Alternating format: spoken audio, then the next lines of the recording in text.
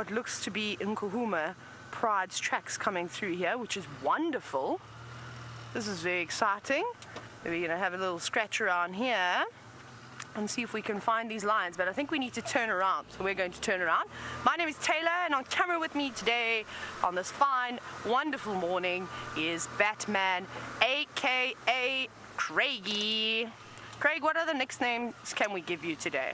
That is going to be my goal. I'm going to create some new ones, seeing as though I have about 57 in this camp. But I'm excited because I think the lions are here. But now I just need to figure out where they've turned off.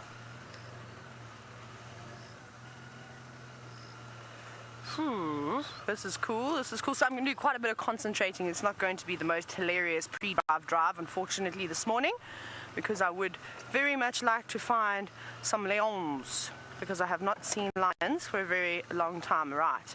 So they're still going in the road, but then disappear just ahead, and then there's just 2 or 3 hyenas that were running down the road. Right. Which way did you go? I think they've gone off to the right. We just follow the female tracks quickly. Following lion tracks first thing in the morning. Isn't it wonderful? Craig says he's jumping up and down. He's doing cartwheels and somersaults. Craig, you can't do that because the camera's going to shake around. Settle down now. It's very energetic today. Okay, Craig, you may be right. We may actually have to go down Zoe's Road. How excited would you be if we find the lions on Zoe's Road? Hang on, let me just... Brenty, I think, is talking. Go, Brenty. For your tele access, but I'm coming back down. I've got the whole Nkuhuma Pride Sinkhonza with all the cubs going east. I'm just here at the power lines junction now. They're still going towards Zoe's. So I'm just going to see if I can follow them. Will you check quarantine for me, please?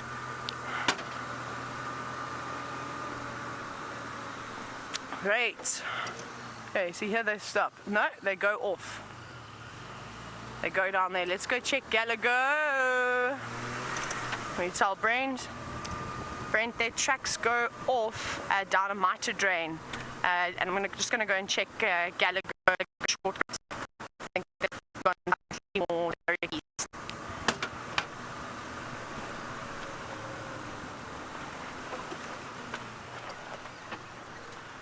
Cool, so we've got a little team thing going here. I'm just triple checking that there's nothing coming out here. No. So what they've done is they're walking along the road, and it looks like they've gone directly east. It's going to be a beautiful sunrise too. We might bump into them down here. We're just going to have to keep our eyes peeled. Craig, I'm so excited if we can find this whole pride of lions. Let's just check here. I didn't hear anything last night, but the Nkuhuma Pride doesn't seem to be the most vocal pride, and typically it is the boys that do most of the calling. But they call too, the girls, but I haven't actually heard the whole pride roar together before. So they've just snuck in here. And we can't do any proper tracking just yet because it's too dark. It's too dark and I don't want to be eaten. Now the tricky part is, do we go straight behind Gallagher Pan, which we can't do just yet because it's still too early. Let me go up a little bit further. We'll just eliminate this road. They may have crossed. Oh, yes. There's a zebra tracks. It's definitely not a lion's footprint. This is so exciting.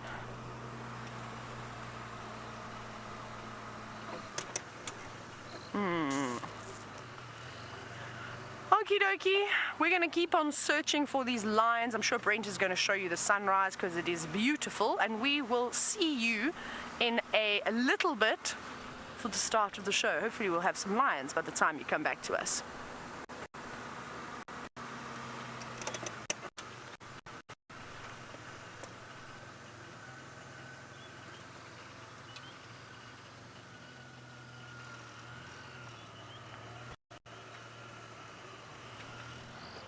This program features live coverage of an African safari and may include animal kills and carcasses. Viewer discretion is advised.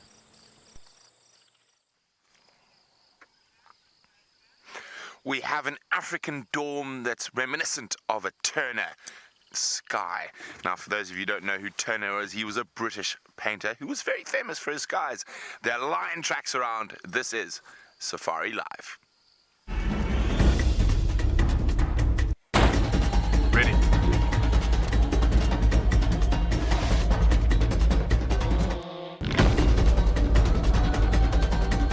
Standing by.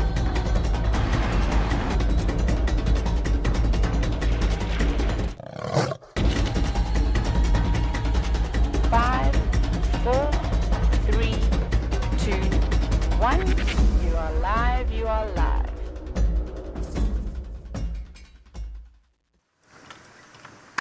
Welcome, welcome. Look at the sky. We are in the most exquisite place in the world, the African bush. And isn't that absolutely stunning? Now, if you don't know who Turner is, you should be on your way to the Tate to go have a look at some of his works. My name is Brent Leo Smith. I have my very good friend, Brian Joubert. What have we got today? It's a minimalist. A minimalist tie, and of course together we are the Killer Bees. So Taylor's got tracks of the Nkuhumas. I'm just too taken aback by the sky at the moment. So taken aback, in fact. Look at that, there's the perfect dead tree, the quintessential dead tree, the magnificence of the African sunrise, that I think this is a sunrise. Of all the sunrises we see, that needs to be documented. What do you think, Brian? I do. No, I think this is definitely a sunrise that needs to be documented. So, how do we document such a sunrise? How do we document the whole sunrise, start to finish? Well, that's very simple. We do a time lapse. So, I have brought my time lapse kit with me today, which consists of a bungee cord and a GoPro. Now, the reason I have a bungee cord is so I can make sure my GoPro stays high enough off the ground that the hyenas don't eat it.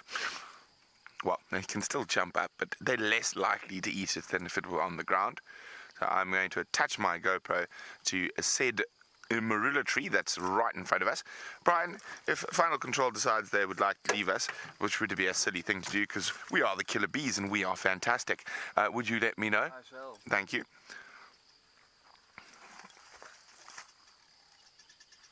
I hear guinea fowl alarming. I might be setting up my GoPro in the presence of lions. Watch for lions as well, please, Brian. Now let's change this. Oh, this is going to be so pretty.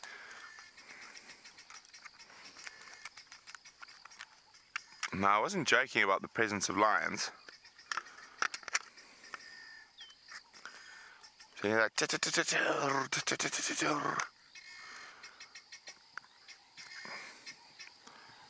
Trying to think of the angle we want it at.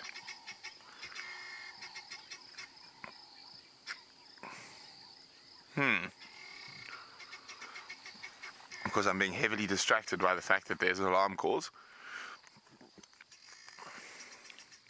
I can almost sniff out the presence of a big cat.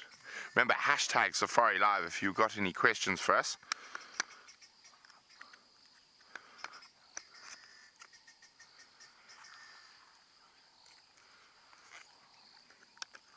Lions, just wait till I put up my GoPro. I'm not sure whether it's lions. Of course, it could be leopards. Now, we know Karula and the cubs left our property last night, but if her kill was on the ground, I'm pretty sure that's what she was doing, taking the cubs back to her kill. And she did this a couple of days ago, went to Buffelshoek, killed an adult impala, and then unfortunately for her, she obviously lost it. Naughty Spikethorn.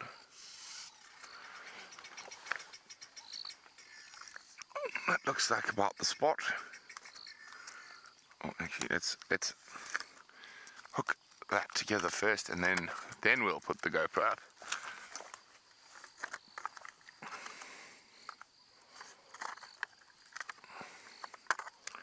It's being very difficult this morning.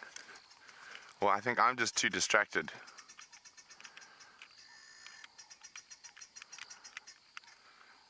Do you see anything down there, Brian?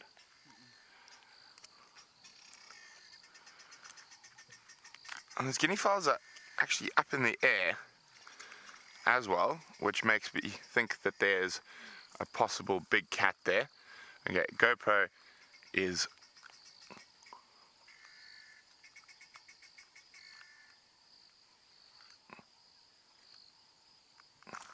oh yeah, on the wrong setting.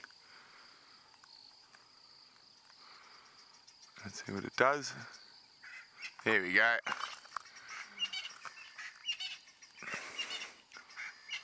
I think it should be higher. There you go. Get that dead tree in there. Perfect, perfect, perfect. This is very exciting. I do promise to share this once I've put it all together, probably tomorrow.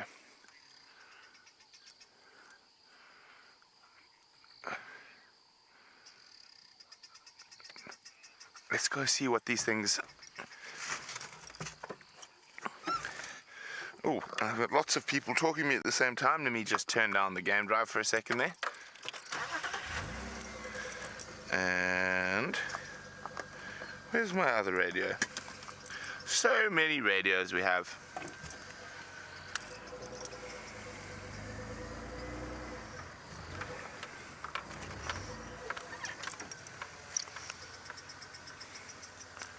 Trumpty Dumpty is wondering what makes the sunrise so pink. Well, it's actually particulates in the air. So it's dust, pollen, all sorts of nonsense that is actually sitting in the low stratosphere of the Earth. So as the sun comes up, the light reflects through it, and that's what makes the pink or red or orange that we get in our sunrise and sunsets. Rexon. Just want to make sure Rexon's out so I can drive in front of you, Taylor. Confirm I can drive in front of your car, Info. Nkomo, there's some guinea fowl alarming down towards the pan. I'm going to follow up.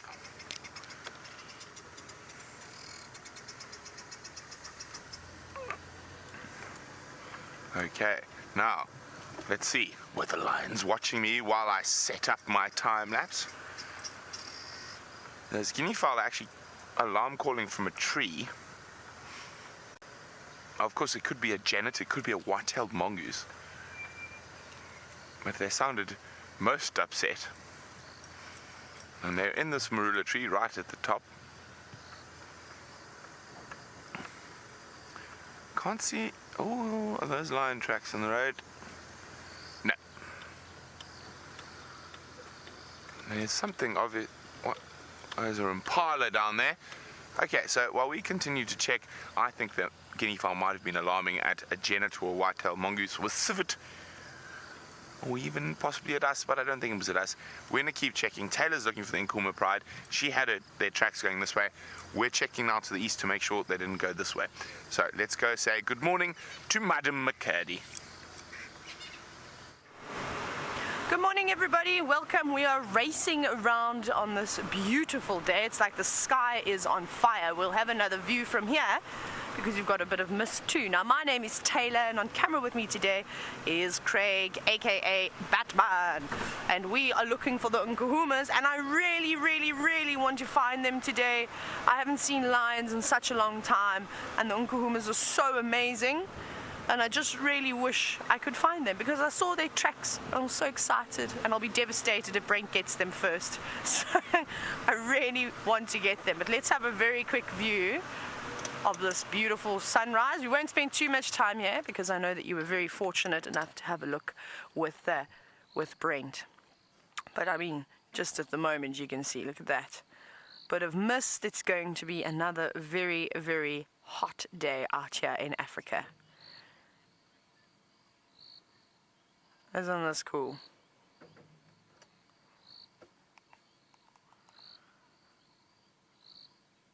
Lovely. Right, let's keep going. I know that was just a short view, but you've spent quite a bit of time with Brent looking at it. And like I said, I don't want to waste any more time. I want to find these lions. So if you do have any questions, or perhaps you saw any movement around the dam cam last night, whoever the zoomie was, please let us know. Hashtag safariLIVE with any updates that you do get, or if you just want to ask us any questions, that's all right too. I do also hope, though, that those alarming guinea fowl give away the presence of the lions. Like I said, I'll be a bit devastated if it isn't me that gets them. Let's go through here. Oh, what is that on the road? It could be elephant dung.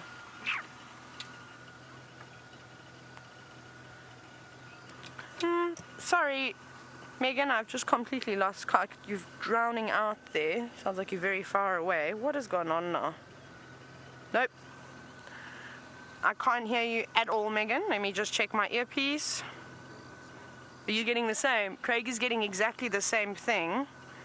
We can just hear you a little bit, but not really enough. No, very badly. Unfortunately, Megan, I can only hear a whisper.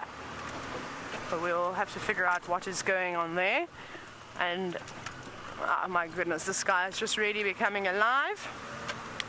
Right, we're going to carry on searching, looking for the nkuhumas. Hopefully they're around there. We need to sort out some audio problems very quickly. Let's shoot across to Brent and see what has got those guinea fowls startled.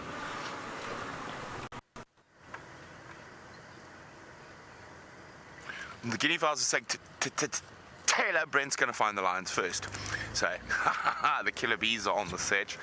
Now, we're not following track for track. The killer bees are going, if we were a lion, where would we go? And we'd go to Gowrie Cut Line. What do you think, Brian? Well, that sounds good. I think that sounds good. Oh, look at that. I know, I'm not normally one for sunrises and sunsets, but this morning is particularly special, especially when there's a dead knobthorn in the way. Oh! Brian, something magical's afoot. I can feel it in my toes. What do you think?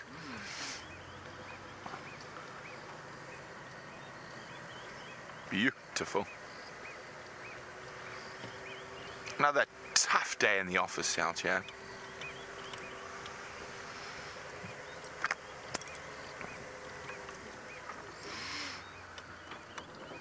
Now, when we hear birds alarming, Rick is wondering,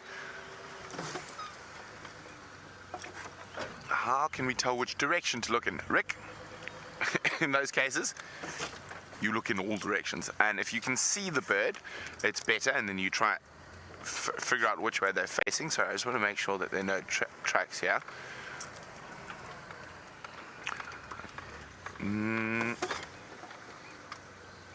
Just hyena tracks. Okay, let's keep going. So basically, if you see a bird, you want to see which area it's focused on, but quite often you want to check the whole area around where that bird is alarm calling. Hello, Howard, the hyena walking down the road, not the Oompa Loompas, nkuhumas.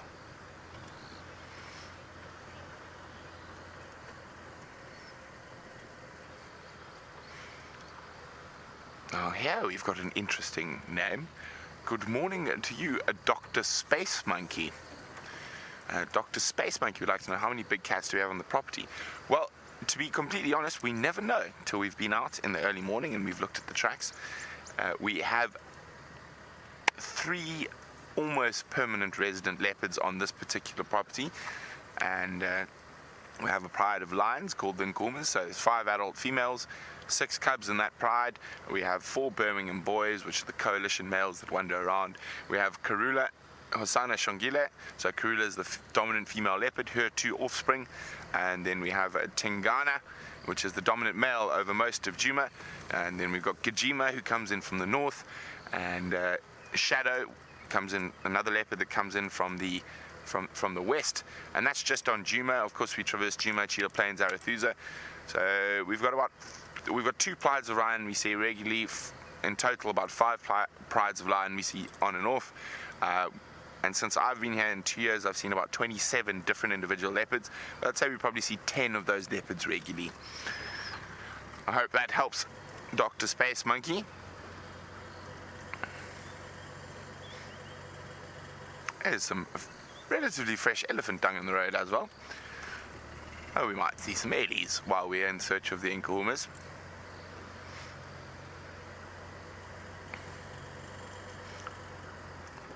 Now, yesterday evening, I had the most splendid bushwalk. He found leopard and lion on foot. Always puts a spring in my step.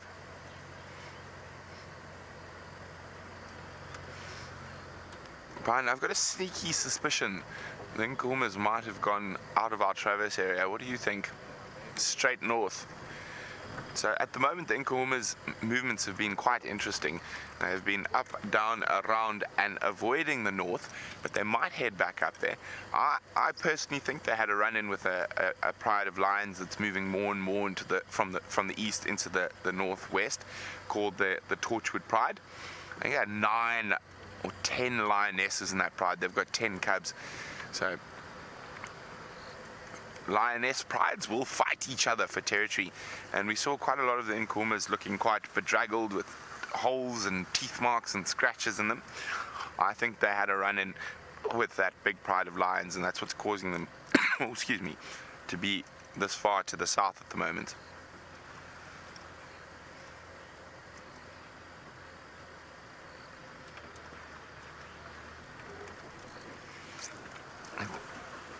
Now, when you see me hang my head off the vehicle like that, it means I'm looking for footprints. Trumpty Dumpty would like to know how most animals respond to the vehicles we're in. Well, most of them completely ignore us. And if we drive carefully and respectfully, we can get very close to these animals. But most of the time, it's not a problem. It's a little bit colder than I thought this morning, Brian. Yeah. I think I might need to put a little jersey on. Now, of course, what I consider cold, and what a lot of you at home who are watching consider cold, are massively different things. I think anything below 20 degrees Celsius, which is about 70 something Fahrenheit, is cold. And of course you think 40 or 50 degrees Fahrenheit is cold. But it seems like Taylor's managed to fix her audio issues. Let's go see how her tracking track for track is going. It was a miracle. We don't know how we fixed it, but it did just come back, which is wonderful. Sadly, Brent, we're not having much luck just yet. I shot across to Buffelshoek Cut Line, and I checked a little bit of it towards Sydney's Dam. I couldn't see anything crossing out over there, so we've come back down the shortcut of Shortcut Gallagher, and now we're going to go towards Gallagher Pan. See, I had their tracks coming towards us in this sort of direction, and if we don't find any tracks here, then they're somewhere else. Standing by Rexon, just on the Game Drive radio to Ray.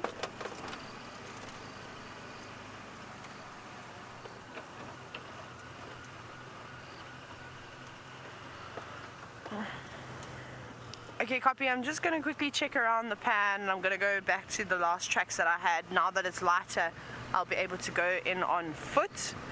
They might still be in this block between Vuyatela Access, Albury's and Shortcut Gallagher.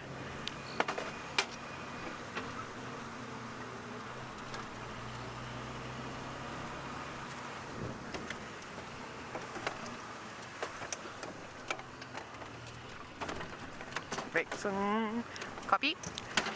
There we go. Rexon's also going to give us a hand, but he's first going to go and check on Karula. So it sounds like she did make a kill in Buffelshoek. I'm not sure what she killed. Maybe Brent can give us a bit more insight into that.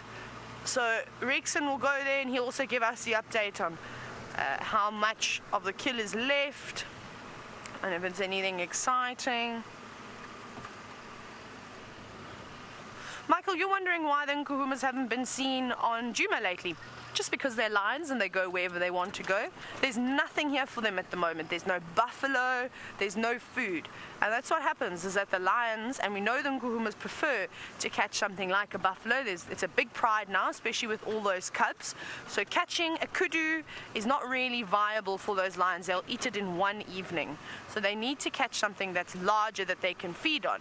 So with there not being any buffalo around on the property, they don't need to be here. So that's why they just keep moving in and out, in and out. So we'll see. We've seen 1 or 2 Duggar boys that have been around, but that's really not enough to attract the herd. Hopefully if they are still on the property, they will find one of them, like the big one we had yesterday, which was actually just off of Mvubu Road, and that's the direction that they were heading in.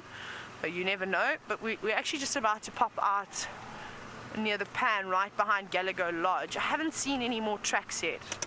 Who's this? It was just hyena running everywhere. No, there's a lion track. I'm not going to stop and show you. I really want to keep up with these lions because you know how quickly they can move. You also never know where they're going to be. Let's just see. I only just saw one lioness track though.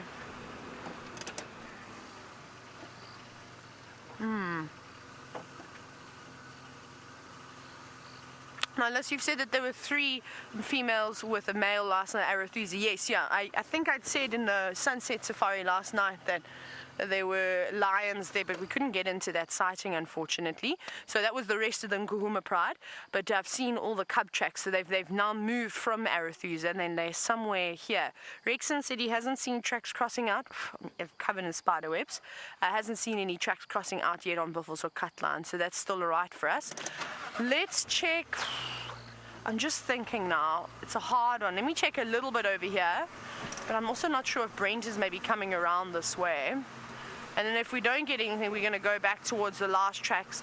I'm probably going to jump out the vehicle and get very soggy and go and see if I can find those lions. They might just be laying down in the block between Vuyatela access and then this road that we're on now, on that road over there. That's where we saw them go off. They could have also changed direction. It is so hard to see. No, see, there's no line traction now. It's so hard to see it during the early hours of the morning. You can really easily miss tracks. The dull light doesn't help, and we do have the help of the spotlight, but sometimes it's just not enough. Let's go back.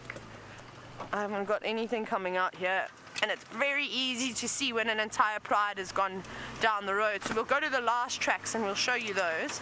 I am racing around a little bit this morning. But like I said, sometimes these Nkuhumas will still keep moving and they'll just be walking through a block of vegetation. We're not far from the cut line, which makes me a little bit nervous because they do love to pop into Buffels Hook. And if they are moving, those cubs are big, they're not little anymore, they keep up with the rest of the pride, so do we. But it's very exciting, isn't it? Let's go. Hold on, Craig. Just zip around. And that's it. You just got to drive up and down all the time until you get lucky and you find something, which is what we're going to do. They could have actually, like I said, maybe they didn't even come east. Maybe they just popped in the Mite drain and then went back across the road and went sort of west again towards Zoe's. I'm sure there would have been a bit of contact calling last night, but not loudly. And especially if you're fast asleep at 2 o'clock in the morning, you definitely won't hear the contact calls of the lions unless they're right outside your window. So they could have been communicating with those other 2 lionesses which were found by Brent yesterday on foot. Now, speaking about walking around, you've seen it's lightened up very nicely. Now you've had a beautiful sunrise. I think it's about time we go across and say hello to the bushwalk team.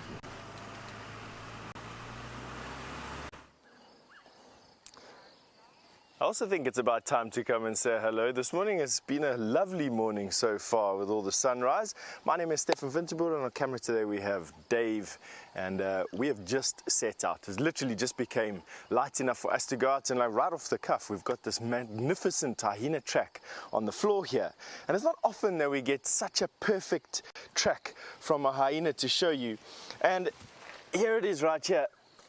And it's because the substrate here in the Sabi Sands, when it's got a little bit of moisture in it, just holds the most unbelievable detail in tracks. Now this particular hyena, I have no doubt, is Ribbon, one of Jamie's favorites, and of course the occupant of that hyena den that is nearby camp here. And I think that she came into camp last night to come and have a look for some scraps. And this is one of the reasons why I am terrified of sleeping with any doors open or leaving any dustbins out in camp. I, for one, personally believe that hyena pose the most significant threat to human life in camps like we live in, and it's because they are so bold at nighttime. They feel nothing to come into a camp and bite someone and drag them out of their rooms, and it's happened so often. And yet, when you look at them looking after their cubs, or when you look at them walking around in the bush, or you encounter them in the bush, they're quite often so timid. It's just not even, it's unbelievable that they can have just such a bizarre change of character. But I suppose it's not really a change of character, it's just our perception of them. Now, I know it's a hyena track. I know that it's a hyena simply because of this toe here. You can see that it's got an odd sort of kidney shape to it, and then the presence of nails, which the leopard and lion, who will have similar sized tracks, would not have. And then of course the back of the pad, which is here, only has 2 lobes in it. And if I can put you over to this track here, slightly more in front, you'll see it's even more pronounced with this massive front foot. So kidney shaped outer toes, claws, and then this 2-lobed angled track. So I'm going to put the grass on the back of the track like that, and the direction of travel is this way, and you'll see that it makes a funny shaped angle. It's not perpendicular, and that is how we know it's a hyena track, and obviously just the size. Right, now I was asked a question now, Megan, if you wouldn't mind just repeating that question for me, just so that I can answer it suitably.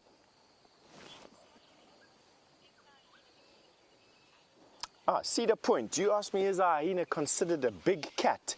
Cedar Point, I'm glad that I actually did this representation of why this track is different to a cat's track, because it actually lies at the heart of what these animals are.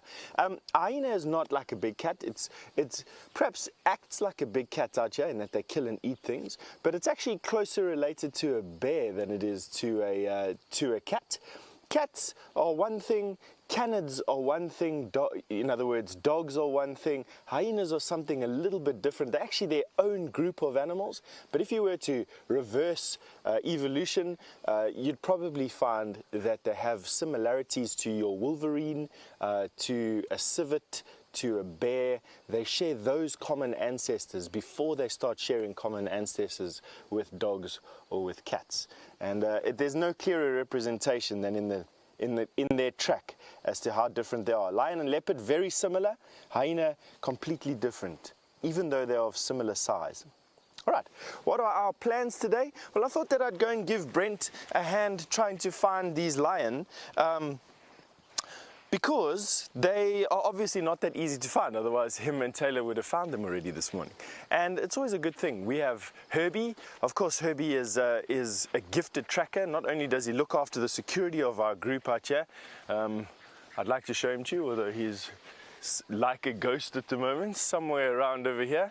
He keeps the perimeter safe so that we can interact with you through the lens, and he's also a gifted tracker, and he likes nothing more than to put his nose down on the floor and follow a trail to conclusion. Hopefully we can put him onto the tracks of these lion and find them for you before the end of drive.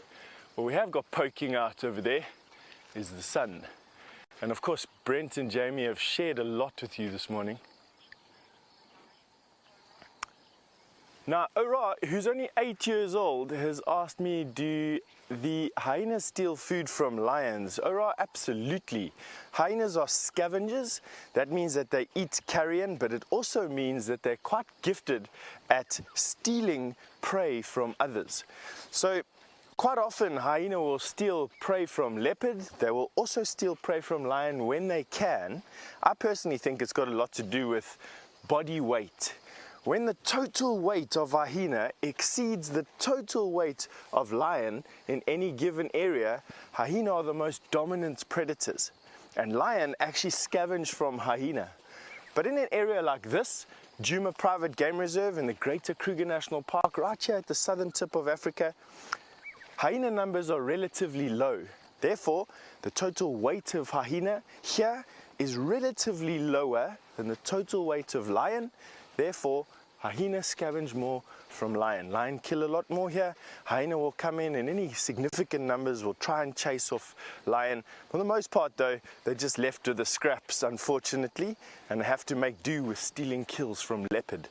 Very similar to Karula, a female leopard that lives in this area. It's quite common for leopard, male and female, to have an entourage of hyena as they hunt through the day and through the night.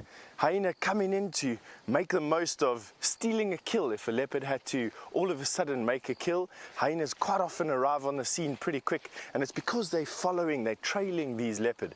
Come in, steal the kill, leopard quite often have to leave then and go and make another kill, leaving the hyenas with all their hard-won effort. So I hope that answers your question there. It's for me got to do with the total number of individuals in a particular area. All right, why don't we send you through to Brent, who has probably got an update on what's happening about those lion tracks for you, and as soon as we know more, we'll catch up to you.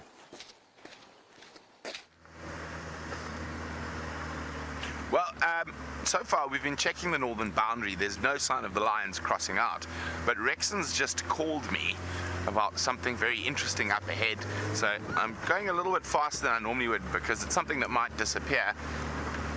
That's not a lion or a leopard, but just as cool, and I'm wondering what it is exactly. So I know what species it is, what family of it's in, but I don't know what exact species it is. Let me just chat to Rexy quickly. Rex. Confirm you're still with that animal.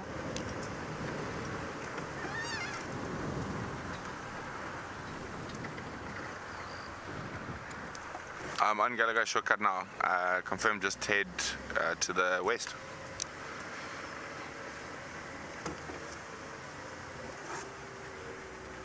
Copy, I'm crossing the fire break. How far are you from there?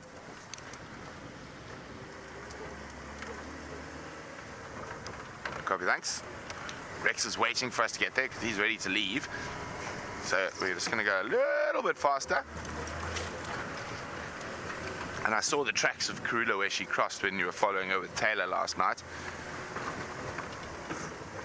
Where's Rexy?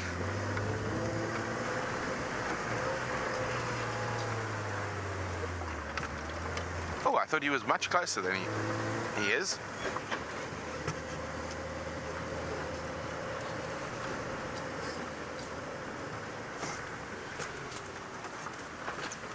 Oh, where's Rexy gone? Rexon. Rex, I'm approaching the junction to that shortcut that goes to Bovelsville Cutline. Confirm you further south still. While we're rushing towards Rexon, Michelle's wondering, do I think the big cat population... big cat population is healthy in this area. So of course there's lots of problems with big cats all over Africa, but Michelle, we're gonna have to speak about this a little bit later because I've caught up with Rexon. Okay, where is it? Ah, I see it.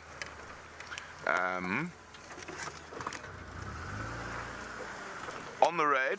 Ooh, now it's time to decipher which species this is. Oh, that is very cool. It's actually not a snake, it's a legless skink. Now, I'm pretty sure it's a legless skink, just judging from its nose. How cool is that? So, it looks like it is. It's a legless skink.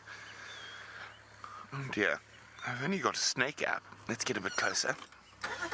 I just want to have a look at its face. And that is so cool. I love it. I love a little bit of a reptile in the morning. How's that, Brian? So the reason I think it's a legless skink is the shape. Sorry, I'm going to jump out, Brian. I'm going to be in your shot for a second. Now the reason I think it's a legless skink is because of the shape of the head. So sometimes when you look very carefully, you can actually see remnant little legs, and I'm trying to see, but that nose is telling me that it's actually a lizard without legs. So isn't that weird? We get some wonderfully strange creatures there. So if it had been a blind snake of this size, I think the head shape would have been different, and if this coloration as well is probably the most common one we have here. Is probably one of the most dangerous. It's called a stiletto snake or Bibron's burrowing asp. See the head? It's got that lizard-shaped head. Now, I'm just trying to see. Some of them, and not all of them, have remnant legs. Let's have a look. Do we have any remnant legs? We don't. Oh, he's so cool. Isn't this just fantastic?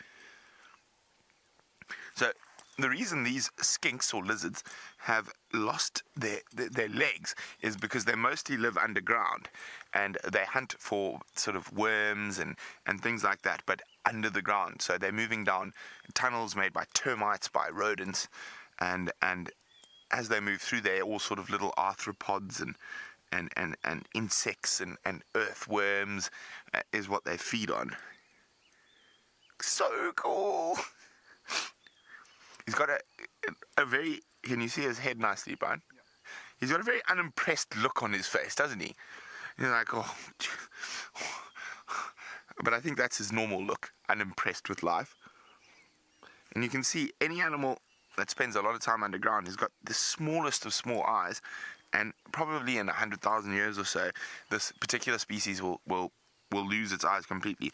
If I remember correctly, now I'm going back into my brain, it is a giant legless skink. So this is one of the biggest species. That is so cool. I can't help myself. I have to get one of my little tricks out. What could be my little trick? A macro lens. Now, my macro lens for my big camera is unfortunately not well and has had to go to Camera Lens Hospital in Johannesburg.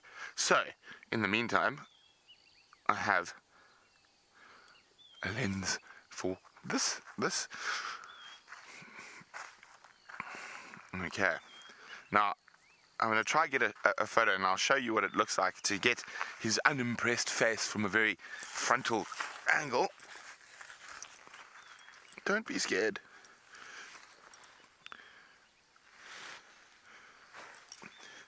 Now, don't ever use an iPhone macro lens with something that's actually venomous, because you will come off second best.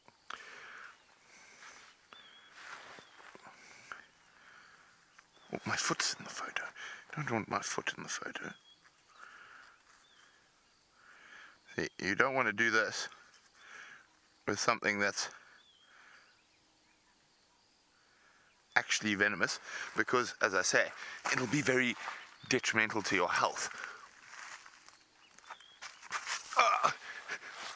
No, don't keep turning away. Oh, shame. Now, that behavior is actually very indicative of the venomous burrowing asp. So they'll often do that, and one of the other things the burrowing asp does is to sort of stick its head in the ground to try and make itself bigger. Now, you'll find a lot of the non-venomous burrowing snakes will display similar, or legless skinks in this case, will display similar behavior to the venomous one, and of course that's to confuse any possible predators into thinking that they might be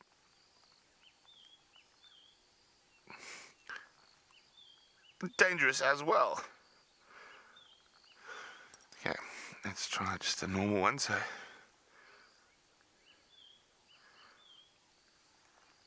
you can see what I mean when he says he looks unimpressed with life. There we go. He's just got the most, oh, my life is so tough look on his face. Look at that. Look at that. Doesn't he just look unhappy? No, of course, that's just his face. He's not that unhappy. He's trying to escape behind me. Not yet. But isn't that so cool? Now, where's the... Oh. Now, Hunter is wondering, is it slimy? Well, not really, Hunter. It's scaly, and they do have that wonderful sheen. But... they're not slimy at all. I mean, very few snakes or lizards are slimy. They do have a silky, smooth sort of feeling to them, but they're not slimy at all. Now, I'm 99.999% sure this is a giant legless skink, but because I'm not 100% sure, I won't handle it. Just in case it's a snake I don't know. Unlikely, but if you're not 100% sure, you'd never want to handle any of these things. So there's many a person who's like, oh, it's this, it's that, pick it up. And it's been that Biberon's burrowing asp. And the thing about the burrowing asp, and the reason that a little creature like this shows similar tendencies to it, because they're highly venomous, they have cytotoxic venom. They also nicknamed the stiletto snake. So instead of having fangs that come out of their mouth, they have fangs that sit sideways like this. So it's one of the only snakes you cannot handle. Even if you pick it up correctly, like you'd pick up a cobra or a mamba, they're able to still just nick you with that sideward facing fang. And what that ends up doing is causing necrosis. And there's if you ever go on safari and you meet a safari guide who's missing a finger, it's generally because he's misidentified a stiletto snake and lost his finger due to necrosis. Now, let's go have a look at this again. The body shape. Now let's go have a quick look again, and you can see it's very shiny and beautiful. Now, Kitty Bang Bang's wondering, does the skink shed its skin? Yes, like all reptiles, outside of crocodiles, of course, and alligators and stuff, but all your snakes, skinks, lizards will all shed their skin as they grow. Now, this is a particularly large individual, and you can see from a snake point of view, if it was a snake, it's quite a different sort of body shape, and you can see normally there's a very more distinct sort of neckline, and the tail, there are blind snakes that almost don't have a tail, but you can see this is sort of the remnants of an old skink tail. And before I'm 100% sure, I don't want to pick it up, just in case I've got it wrong. As I said, I'm 99% sure, but you can see little they're almost sort of bumps where the legs used to be, and because the whole body shape has changed over evolution, the legs normally sit, or the remnant legs normally sit about there, and then the next set of legs sit about there. So the whole body's been elongated, and the whole spinal structure and everything has changed. But just looking at its head, it's almost certainly a giant legless skink. So cool. Wait, he's got the very big nostrils for a creature of that size. Let me see if I can get a photo of the nostrils for you.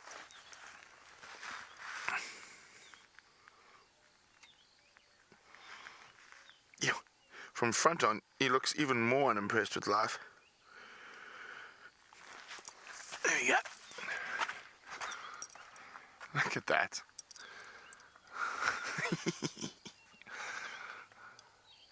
Now, after rains, you see them more often than you do during the dry season, and of course, a lot of the burrows they live in are inundated with water and or flooded, and so they come out, and especially early morning and at the night, and moving to different areas. Standing by, Rex. That's so cool. Ooh.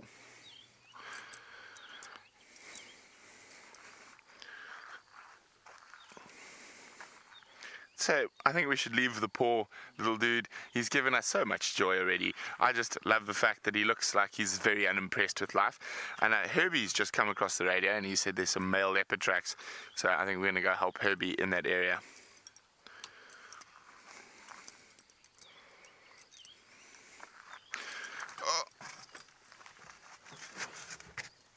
Oh, well, from a giant legless skink to a giant fungi.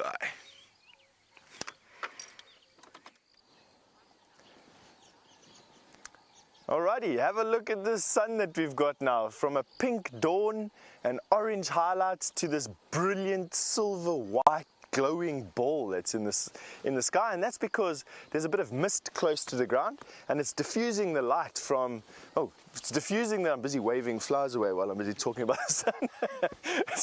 It's diffusing the light and giving this massive glare. It should burn off as the sun gets a little bit taller, but this isn't actually why I wanted to show you.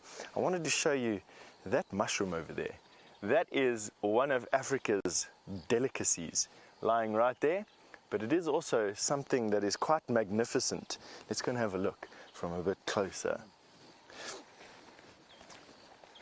This is the largest fungus that grows in South Africa, to my knowledge, and is so highly prized as a food item out here. Look at the size of this guy. There's my hand, just as a size comparison. It's probably about a hand tall by about a football width wide, and just soft and fleshy. Has the texture probably of a freshly baked scone with a harder crust on the top. And African people in this area, chop this out of the ground, and then you cook it over a fire like you'd cook a steak, and you eat it. And this sells on the local markets here for a couple of R100, so a couple of tens of dollars for one of these, and is a very, very highly prized delicacy out here. Now, you don't see these very often. They only come out with very special sort of conditions, and I think at the moment what's happened is we've had the right conditions, obviously, otherwise this mushroom wouldn't be growing over here, for them to come out, the right amount of rain, the right amount of sunlight, the right amount of humidity, and this fungus pushes out this head from the ground. Obviously the fungus itself grows under the ground and only pushes out this fleshy head when it needs to spore. So the size that this mushroom is probably going to push out billions of spores, which will then lie dormant in the soil until the next time it's ready. Just look at that. Now, of course, I'm not going to pick it. I want this mushroom to make as many spores and get as many spores to grow as possible. However, I think growing near to a road like this, the chance of it actually getting to a point where the spores will come out is virtually zero. We've got a lot of people that use this particular portion of quarantine up and down to the Philemon's Dip pump house and in and out of the reserve, and I think that this mushroom is going to be harvested pretty quick. Oh, but isn't that fantastic to see? For the life of me, I cannot actually remember the name of this particular fungus. It should be pretty easy to find online. And you're welcome to share the name with me if you want, using that hashtag safariLIVE, just to jog my memory banks. I see these things perhaps once every 5 to 6 years. And at the time, I try and remember their names, but of course, you know, the type of memory that I have at the moment, it's amazing that I can even remember my name to say hello in the mornings to you. Anyway, we're still on our way. We haven't heard, we have actually got an update for the lions for you. We heard a lion roar in this direction about 10 minutes ago. There's a lion roaring again. 2. You can't hear it, but I can. There. Ooh, and that is far away. We've got 2 lions, 2 sets of lions. So it's probably 2 of the Birmingham boys. One roaring just left of this big marula tree, the other one roaring about double the distance right of the marula tree. They're probably roaring about 2.5 to 3 miles from here. Not forgetting that these valleys sort of channel in that direction, and it'll channel the sound up towards us. So it's probably over 3 miles away from where we are, not on Djuma, but it doesn't mean that they're not coming this way. That actually sounded a lot closer than it did about 10 minutes ago. And hopefully they're busy moving back up into this area. The Birmingham boys are a coalition of male lions that we have in this area. They are the bosses in this area right now, and that there is the southernmost point of their particular area, their home range. In that direction, just across our boundary, is the northern part, and they traverse quite wide east and west of where we are now, but they don't go much further south than what we're hearing there now, so about 3 miles or so. In terms of hectares or acreage, male lions in the Sabi Sand Game Reserve usually have an area of about 5,000 hectare per lion coalition. So 5,000 hectares is probably around, it's about 2.2. We've got leopard tracks here as well. Come and have a look here. I want to do a comparison for you. So it's about 2.2 acres to a hectare, and so we're looking at about 10,000, just over 10,000 acres per lion pride. Now here we have a hyena track. This is still Ribbon's track that we were looking at a little bit earlier on this morning. There are the very characteristic nail marks and that kidney-shaped outside toe. This here is a male leopard's track. Now, what is immediately evident is the fact that they have 4 evenly shaped toes, no claws, and if we have a look here at the back of the track, you'll notice 1, 2, 3 lobes as opposed to the 2 lobes of the hyena. But what I do want to show you is this grass trick. So what we did with the hyena was we put the grass on the back of the track, and when we do it in the direction of travel, you'll notice that there's an angle. There's an angle there. If we do the same thing to a leopard track, you'll notice that it's absolutely perpendicular and square to the direction of travel. So when you don't have any of the distinguishing features, if you can't see the nails, if you can't see those kidney-shaped toes, but you can just see the barest outlines of those tracks, then that is one of the definitive characteristics of the difference between a leopard and a lion track. Even though this hyena and this leopard are probably around about the same weight. The foot is slightly larger on the hyena. Let's actually measure it. So there we go. That's the length of the track. Let's take this out.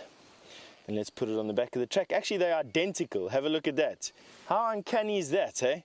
So there you can see top to bottom and top to bottom, identical sizes. So this is a full-grown male leopard versus a fairly large female hyena. I know Ribbon is not the biggest hyena that we have out here, but she's a full-grown female hyena. These two are probably weighing about the same. I would probably say around about the 70 kilograms, 150 pound mark. And that's pretty big for both of them. So evenly matched here. Quite nice to see, actually. All right. So fresh male leopard tracks, moving down Philemon's dip, Philemon's cut line. Hyena moving in the other direction. Not to say that we're going to find them, but it is always a good thing to follow these tracks. You never quite know what you'll see. And these tracks are pretty fresh. Not from immediately. I wouldn't say that they were put down here. Minutes ago at dawn. They don't have that freshness. And let me show you what I'm talking about here. They don't have this kick of fresh sand that this hyena track has. As you can see here, this discoloration to the sand on the surface is different, and that's because this track is much fresher. This track unfortunately doesn't hold a lot of detail. You can see how sharp the edges are. Here the soil has started to fall in off the edges. You can see how the soil has fallen off of the sides. It's lost its cohesion as the water has dried up, so it's not immediately. This is a couple of hours old. And the leopard track is even older than that. So the leopard track has already dried, the top of the track has already dried to the same color as the sand on the either side of it. And so it was probably laid down here early last night, somewhere between sort of sundown and 12 o'clock. Right, we're going to carry on following these leopard tracks. I am going to be looking for the first guarri bush that I can find to make myself a fly swatter. We're going to send you over to Taylor for an update. Hello, we're down on Arethusa, and you see I got so excited this morning with all the action that was going on Vuyatela Access. There were 4 leopards that were walking around on Vuyatela Access, as well as I had 1 lioness track and about 17,000 hyenas going up and down. And in the dark, looking at that lioness track, it looked like it was her cubs trailing behind her.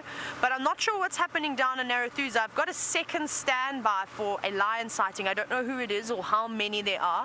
I also saw some lion tracks coming in from Vuyatela coming this way.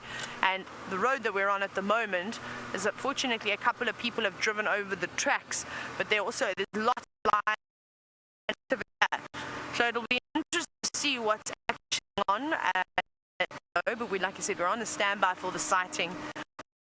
I just heard Ngala, which is lion, and then they said second standby. So that's all the information that we've got. We'll have to find out the rest when we eventually get into that sighting.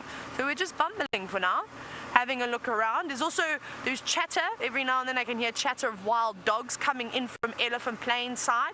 So they could be anywhere around here. So we'll help the guys just check around these areas too. Then, what else? Tingana. I had Tingana's tracks. I followed them in once he'd done a little roundabout up and down Vuyatela Access. He comes in to Arethusa as well. So there's a lot happening this morning on this property. We've got lions, word of wild dog, and Tingana could be about 2. And you never know, we might bump into shadow as well. So we'll avoid that area that they have zoned, because we don't want to just go driving there. I also don't exactly know where this lion sighting is. It's somewhere coming up, and obviously I don't want to go barging through. I'm just checking the outskirts, but maybe we can, here's my GPS. Maybe there's a road that we can sneak off somewhere around here, but I think it is around the lodge somewhere. Yeah, so you see how difficult it is to track when it is dark. It is not very fun at all. Crumpty Dumpty. You want to know how many lions are in a pride as I grab my mobile from the floor? Come here, GPS. It depends. Typically in this area, you don't really see more than about 5 lionesses in a pride. It can extend bigger. Look at the Torchwood Pride. I think there are 9 lionesses in that pride, so they can get much bigger. But I haven't seen massive prides of females. It's almost like we get, at the moment, in the Sabi Sand, we get bigger coalitions of males than we are groups of females, which is wonderful. It's really nice to see things like that. But I know, for instance, just in the Southern Pride, most of those cubs are females, and most of the cubs here in the Nkuhuma Pride are also females. So hopefully they all stick together and will create a bigger pride, but it can vary. There's a super pride in the Kruger. I've forgotten what the name is. The Mountain Pride, I think they're called the Mountain Pride. There must be about 40 or 45 lions in that pride, and most of them will be young males as well as adult females and juvenile females too. So they can get massive, but a super pride like that is not very common, of course. To see something like that, it is absolutely exceptional. Like I said earlier, I heard a lion. I didn't actually tell you this. I heard a lion calling when I was walking on foot, just double, triple checking, quadruple checking all of those tracks to see what was going on. And I don't know, it sounded like it was coming from this area. So whether it's this male that's perhaps with the pride lions, maybe it is the Nkuhumas that we're going to go to, but we also know it's no strangers to see the what are they called again? The talalas. Oh my goodness, sometimes it's a mouthful trying to remember all the names of these prides. Right, let's go this way. Just trying to quickly see which way we should go. Let's quickly go around past Second Windmill. Let's help the guys, give them a hand, because this is where the dog tracks were. We'll just help eliminate. Sorry, can I have that question again, please? Hello, Impala.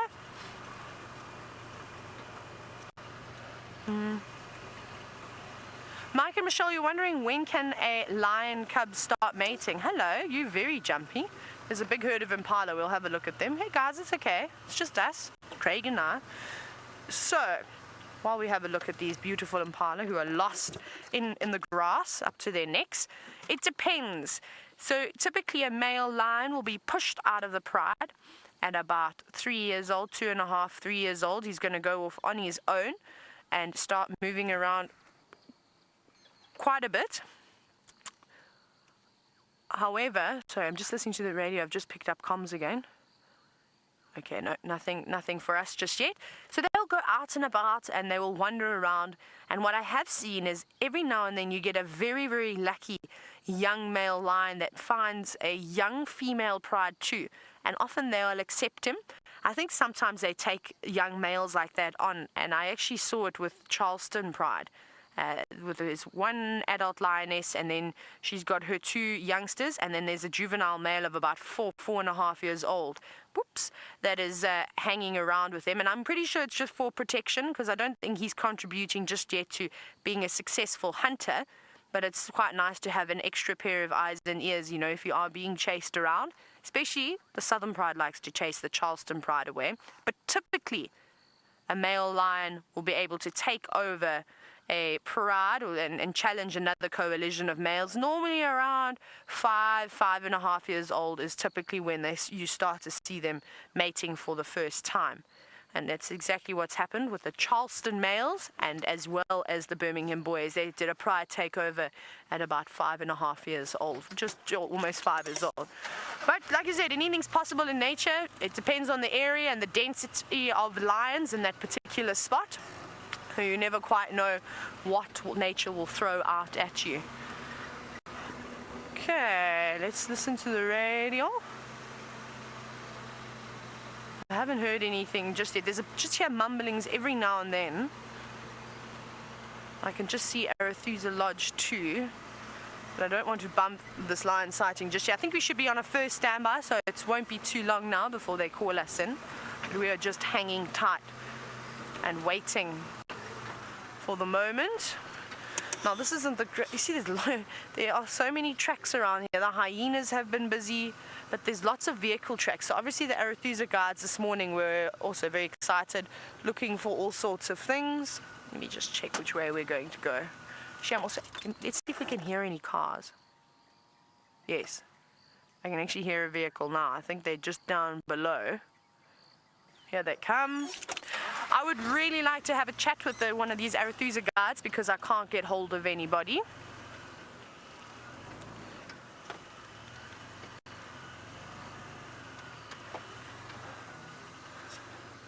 Just so that we can find out exactly what's going on.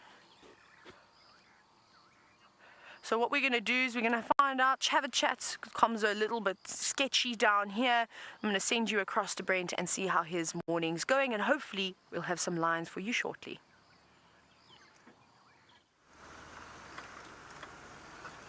Well, we've got lots on the go. There's tracks of Karula and cubs. It looks like they lost their kill last night heading south, but I've forgotten about cats because they are dog tracks. Dog tracks, dogs. Oh, there we go. Standing by, Rex.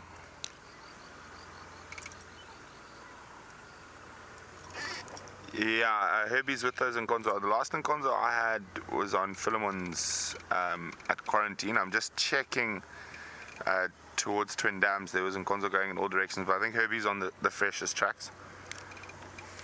So there's tracks all over the place, like dogs do. They bombshell, they go everywhere. There's some more tracks here.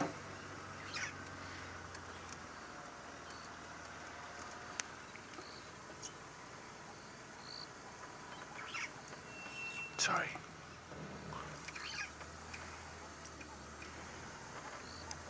Copy, thanks, Rex. Okay. I'm gonna need to go for a little walk quickly to see where these tracks go. And I'm pretty sure Herbie's on the most fresh tracks, but with wild dogs, you never know.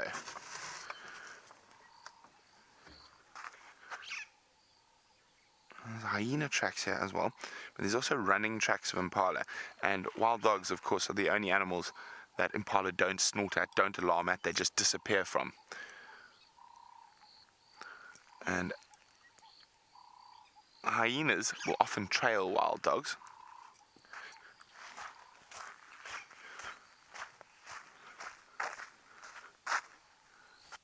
So we've got tracks going here. I'm just going to try and figure out what's going on, which direction, what's going where. While we do that, let's go to the bushwalk, who's on, I think, the freshest of the wild dog tracks.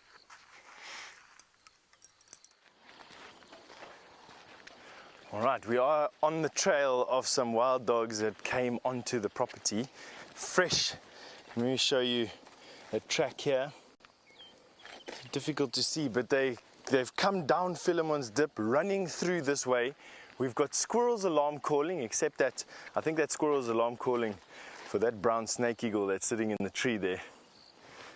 But it's so difficult to say. The squirrel giving the alarm call is sitting at the base of that tree with that eagle in it. So it's most likely the case. However, everything in your body wants to tell you that it isn't. And it has to possibly be.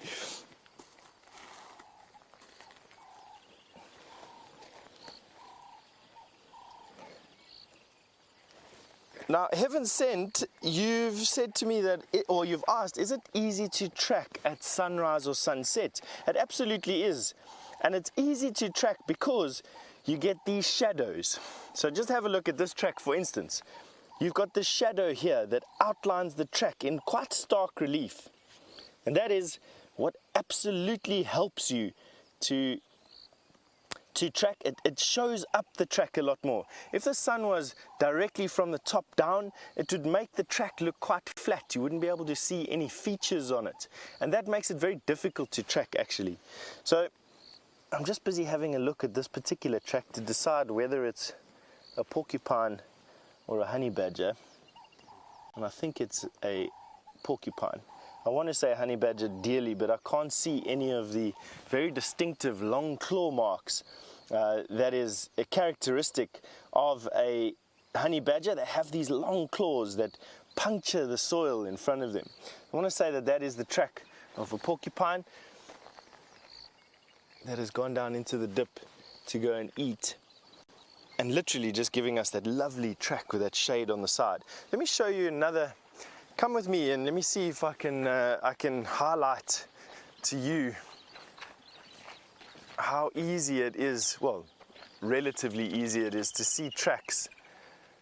We can even use the vehicle tracks if you want. Look at the road down here, heading up towards that bump. You can see that the ridges on the track create, on the left-hand side, on the right-hand side of the road, the ridges on the track create the line that you can see there. At midday, you would not be able to see that line. The only reason why we can see those lines, those parallel lines, is because the sun is creating a shadow on the slope facing away from the sun. And that is basically how we identify tracks from far away at these at the times of the day when the sun is at a low angle. It absolutely helps you at sunrise and sunset. Very, very nice. Now the decision here is, which way did those dogs go? They didn't come through the dip. Looks like they've crossed up. Now we know that Ruben's den site is just a little bit in that direction, and quite often when we've been with those hyena at that particular den site, wild dogs have all of a sudden arrived unannounced in the middle of Djuma without really anyone seeing any of their tracks to start off with. So quite often it's the case that they will go and visit that hyena den site. They do that, I think, just for some fun. Wild dog are mischievous creatures that sometimes like to go and cause chaos wherever they can find it, and our hyena den, I think, is good sport for them. They go in there and they create chaos, and then they move off again and go and look for their breakfast. Now, unlike lion and leopard, wild dog are predominantly a daytime predator. Now, Jacob, you've asked me what the difference is between a hyena and a wild dog. Jacob, there's quite a lot of difference between a hyena and a wild dog. I presume, Jacob, that you are right, or you asked that question out of America, out of North America, and the closest comparison that I can get to you to use is, in your country at least anyways, the difference between a bear and a wolf. That is the difference between a hyena and a wild dog.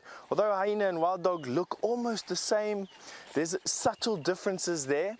And in their way that they behave, in their diet, it's not as dramatic as it is with a bear or a wolf, of course, but the closest relative that I can think of in North America would be the difference between a bear and a wolf is about as close as the difference between a wild dog and a hyena. In the hyena and wild dog cases, they're both carnivores, so they both eat meat, and they both survive off of just meat. You do sometimes find hyena busy eating vegetable matter. In particular, the brown hyena is well known for eating a melon called the tama melon, and quite often they'll eat a lot more vegetable matter than what the spotted hyena will. We only get spotted hyena here, and their diet is made up predominantly of meat and carcasses, as well as the leopard. Wild dog are daytime predators, and so they are mainly active in the day, whereas hyena are mainly active at night. Now, I hope that helps, Jacob. Go and have a look at some pictures of hyena and wild dog and see if you can see the difference. In the meantime, we're going to send you over to Taylor, who's got a big surprise for you. Linking.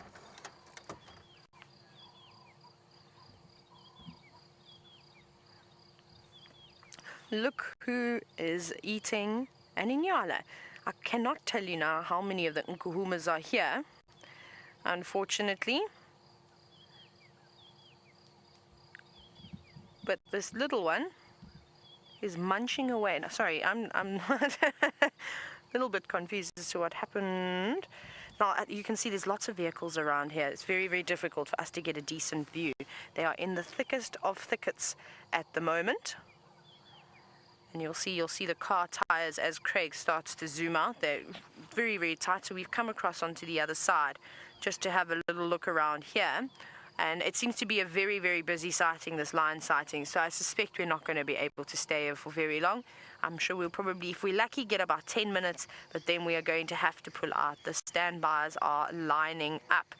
And as you can see, like I said, it's so difficult to count how many nkuhumas are here with all the vehicles around. There's obviously 2 big Birminghams that are here. I also cannot tell you who they are at the moment, but we'll just sit and enjoy this lion sighting and take it as it comes. And I've seen about 3 cubs so far, but I can hear more growling off into the distance. But I must tell you that this is the first time I've ever seen lions eating an inyala before. They've seen them eating every other animal that you can think of, porcupines, aardvark, you name it, but I've never seen lions eating an inyala. So this is a first for me, and quite amazing. I've seen lions chasing inyala quite often, but wow, good luck to them. Well done to them, sorry. And it's actually, I think, a difficult animal to catch. Now you see the leopards catching them all the time, but they're a lot sneakier than lions. Leopards being much smaller, able to, I think, stalk a lot better than a lion can and get up a little bit closer, but they've devoured it. There's nothing left. The little ones, when I very quickly popped onto the other side, you could see that they were just chewing the leftovers around the head, and that's it. So hopefully after this they'll have a siesta today, and then maybe they'll get moving a little bit later this evening, because a meal, even though it was a big male inyala, well, that's not enough, of course, to feed at least 3 lionesses with 6 cubs and 2 big males. That big male, one of those big males, would have eaten that inyala on his own, and it actually looks like he has, telling or judging from the size of his stomach. Look at that. You can just see the little horns moving. It's not because the inyala's alive, but there is a little cub just on the other side of that lioness. You might just see its back. But there's 2 of the nkuhuma lionesses. The third one must just be off to the left. Like I said, it's very, very dense feeding in there. Maybe what we can try and do at some point is reposition a little bit better.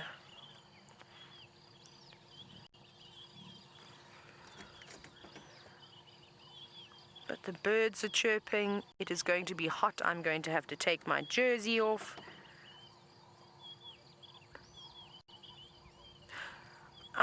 Melissa, you're wondering how we come up with the names of the pride. It depends on the animal. Normally what happens with the males, for example, the coalition names for the boys come from the area that they were born. So remember, lot of these places are smaller farms that were all put together and sort of re-established and then turned into wilderness areas. So, for instance, the Birminghams come from the Birmingham farm in the Timbavati. That's how they get their names. Now, the lionesses are slightly different. And the Nkuhuma means brown ivory. So when the Nkuhumas were found, they were actually found under a brown ivory tree. So that's where they got their name on. It's different for every pride, I suppose. The southern pride in the southwestern corner of the Sabi Sands, it is literally the most southern pride of lions that live permanently in the Sabi Sands. So that's where they got their name from. And then who else? The Torchwood pride. I suppose the Torchwood pride predominantly live on Torchwood, or maybe they were found in the Torchwood area, and maybe it's also a similar process with the boys. Like I said, I think they're a bit more lenient with the prides, the family groups. They sort of give them either an area name or a specific tree that they found them on in the case of the Nkuhumas. Hello, who are you? Are you Mfumo? I cannot really tell who that is. It looks like it, but look at that canine, how it's chipped. Can you see that? Bottom right canine, there is half of it taken out. Now that could be from a number of different things. That could be from fighting. That could just be from wear and tear. But just from that swollen nose, I'd say that this is most likely, I could be mistaken, maybe it's Tinyo. But maybe you can help me out a little bit. You haven't seen these lions for such a long time. I've forgotten what all of them look like. Hello, little one. But most likely it will be Tinyo and Mfumo that are here with the Nkuhuma pride. They hang around in this area quite often. We don't often see Nena and Nsuku coming this side. Just every now and then we are lucky enough to see them. And a little cub that came over to get some love from Mum. And I haven't seen our favorite little girl yet. There's the third lioness. Thank you, lovely lady, for coming out. And there they go again around the corner. So at least we've seen 2 cubs now. I've seen 3. I think there might be a third one also fighting about. Oh, that's Tinyo. So the other one must be Mfumo that's laying down at the back. Actually, I haven't seen Mfumo, but the last time that I saw an image of Mfumo, he had a big scar down his eye. It looks like Tinyo's got a similar scratch. Can you see that? Just on his right eye. Looks like they maybe have been boxing a little bit, which is not unusual to see male lions all scarred up. It could still be old scars from the fight with the Matimbas. But very cool. I didn't really know that Tinyo had a broken canine like that. I can't ever remember seeing that, so I don't know if it's new or maybe he has had it for a long time, and I just wasn't taking note of that. But I'm sure that would definitely be a key identifying feature for Tinyo, is that when he does a big yawn or when he pants like that with his mouth open, you can see it very, very clearly. I think that these lions will eventually move, though, into some thicker vegetation. There's one of the older cubs. And another one. So now we've seen 1, 2, 3, 4 lion cubs, where we need 2 more.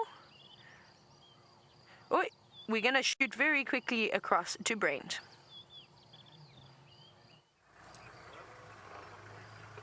Well, there we go. There's Karula. She's disappearing into the long grass, so we've got to keep up with her. Now, she just attempted to hunt some impala, but she missed them. The impala managed to escape, but now she's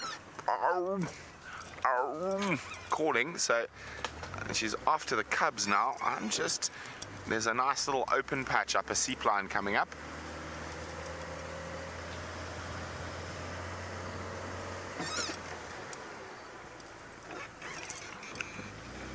I think Hasana and Shongila are up here somewhere. Well, open is of course a relative term when you are driving off-road.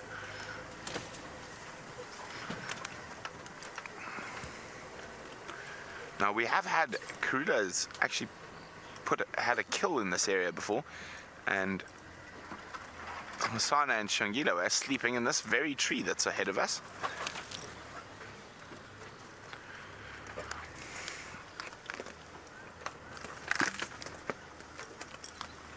Oh, it's amazing how long the grass is. That she just disappears. I can't even see her from this distance.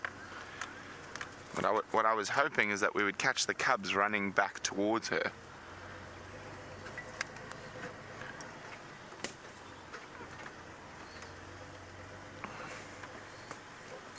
Ah, there she is.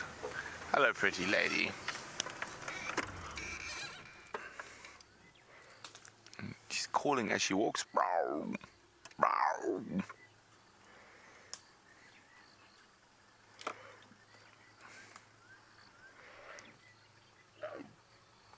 Maybe I can hear her. So, definitely think she's going behind the tree we just went behind. Oh, look, there's Brian. Hi, Brian. There's Brian's shadow.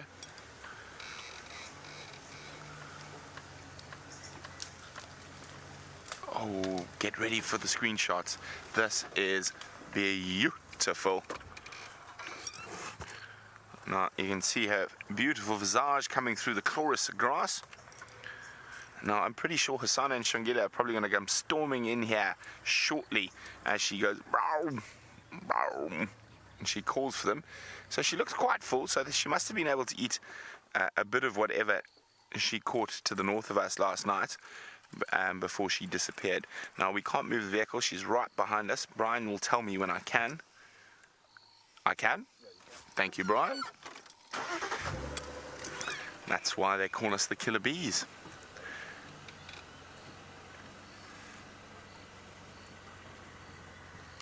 I can hear some oxpeckers alarm calling. I wonder if they're alarming at her or if they're alarming at Hosana or Shongile.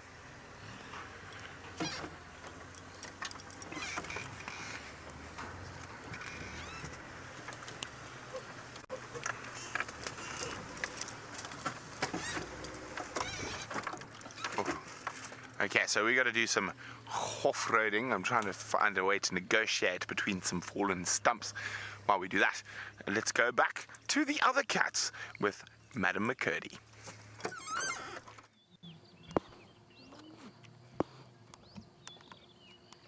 Blinking. Right, we're still within Kahumas, of course, as you know. And we're not going to be able to stay here for too much longer. There's a bit of a squabble. We'll probably be able to spend another 5 minutes with these lions, and then we shall carry on. Like I said, there's a long list of people that are waiting to come in and have a look here. But this is really, really quite nice. Now, there's one lioness that keeps contact calling. I think we won't be able to see her. She's literally only a few feet from behind my vehicle. Let me do a cub count. 1, 2, 3, 4, 5. And then I heard another one that's lying off just to the right in the grass. I'm pretty sure all 6 are here, which is wonderful. I can see our favorite little girl. I think she's the one, not that one, the one that's munching away just on the left-hand corner of the screen. I think that is her, which is good to see that she's still fit and healthy. But you can see the cubs, unfortunately, haven't had as much to eat as the big boys, because when something like small like this is caught, there will be a big squabble between the lionesses and the males, and unfortunately for the girls, they always come off second best because the males are much bigger and much stronger. And that's what it is in the bush, is that you've got to be the strongest and the fittest to survive, and lions often scrap over meals like this. Now that the cubs are getting older, they're going to also not be tolerated as much now around the carcasses. They really are going to only be able to eat last. And if they dare try and go and stick their heads into the main meal, oh, listen.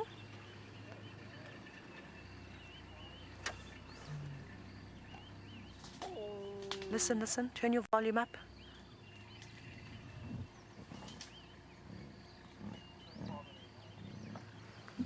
There's one lioness that's calling. But like I said, she's right behind the vehicle. I'm not sure why she's calling. Maybe she's looking for the other 2 lionesses, Amber Eyes and the youngest female.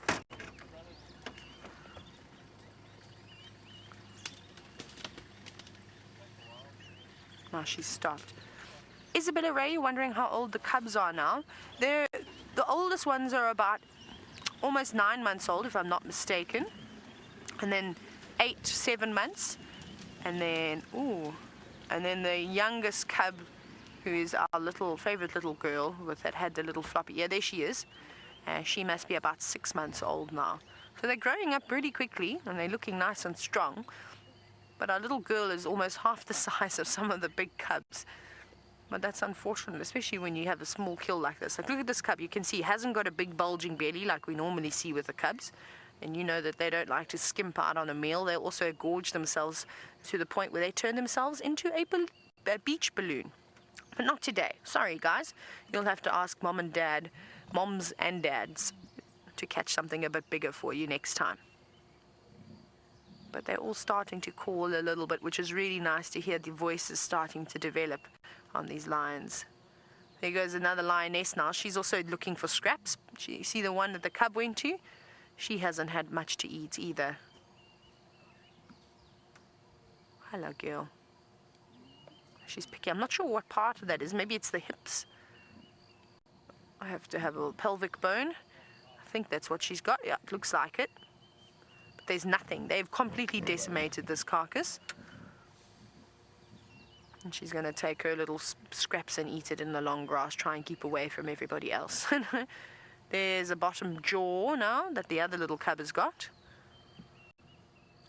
So they must have, and I know it sounds really gruesome, but they would have literally ripped the Signala apart.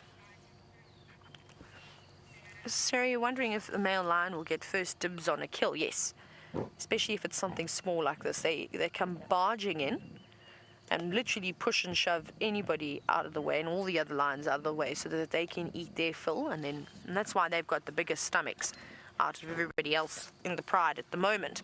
But I have seen it once where the lioness has caught a warthog. Not here. Oh, listen, she's calling again. We're actually pinned in at the moment, aren't we, Craig? She's sitting right behind us. Craig? Yeah. Sorry, I can't see right behind the vehicle. I don't want to stand up. Yeah, so we will have to wait here until we can find another spot to get out. Anyways, so the one day I was sitting with the pride lions down in the Eastern Cape, and they went on a walkabout. It was actually quite early in the afternoon. It was quite warm too. Anyways, they were walking around. The next minute they started running. And the male lion was dawdling behind, and he was marking his territory, not really paying attention. And they snatched up a warthog. Now, there were 4 lionesses at the time, and I think there were 4 juveniles. So you can imagine a warthog, even though it was a big warthog, isn't much of a meal for that many lions. So they caught it, they started feasting. Literally, there was a lion on every end of that warthog. And the next minute, the male realized and heard what was going on. So he came racing in. He raced on in to see what was happening, and he sat there very sadly because the lionesses all turned on him, and it was just one. They turned on him and swatted him. So he sat there and he sulked without getting anything to eat. So he didn't even have one bite of that warthog, and that was the first time and the only time I've ever seen something like that happen. Otherwise, if there are 2 of them, they will gang up on the girls, and like I said, they would literally force their way in. And if those girls say no, they'll get themselves into a lot of trouble. They could risk getting injured to the point where they could get killed, and then nobody wants that. Not that the boys care too much.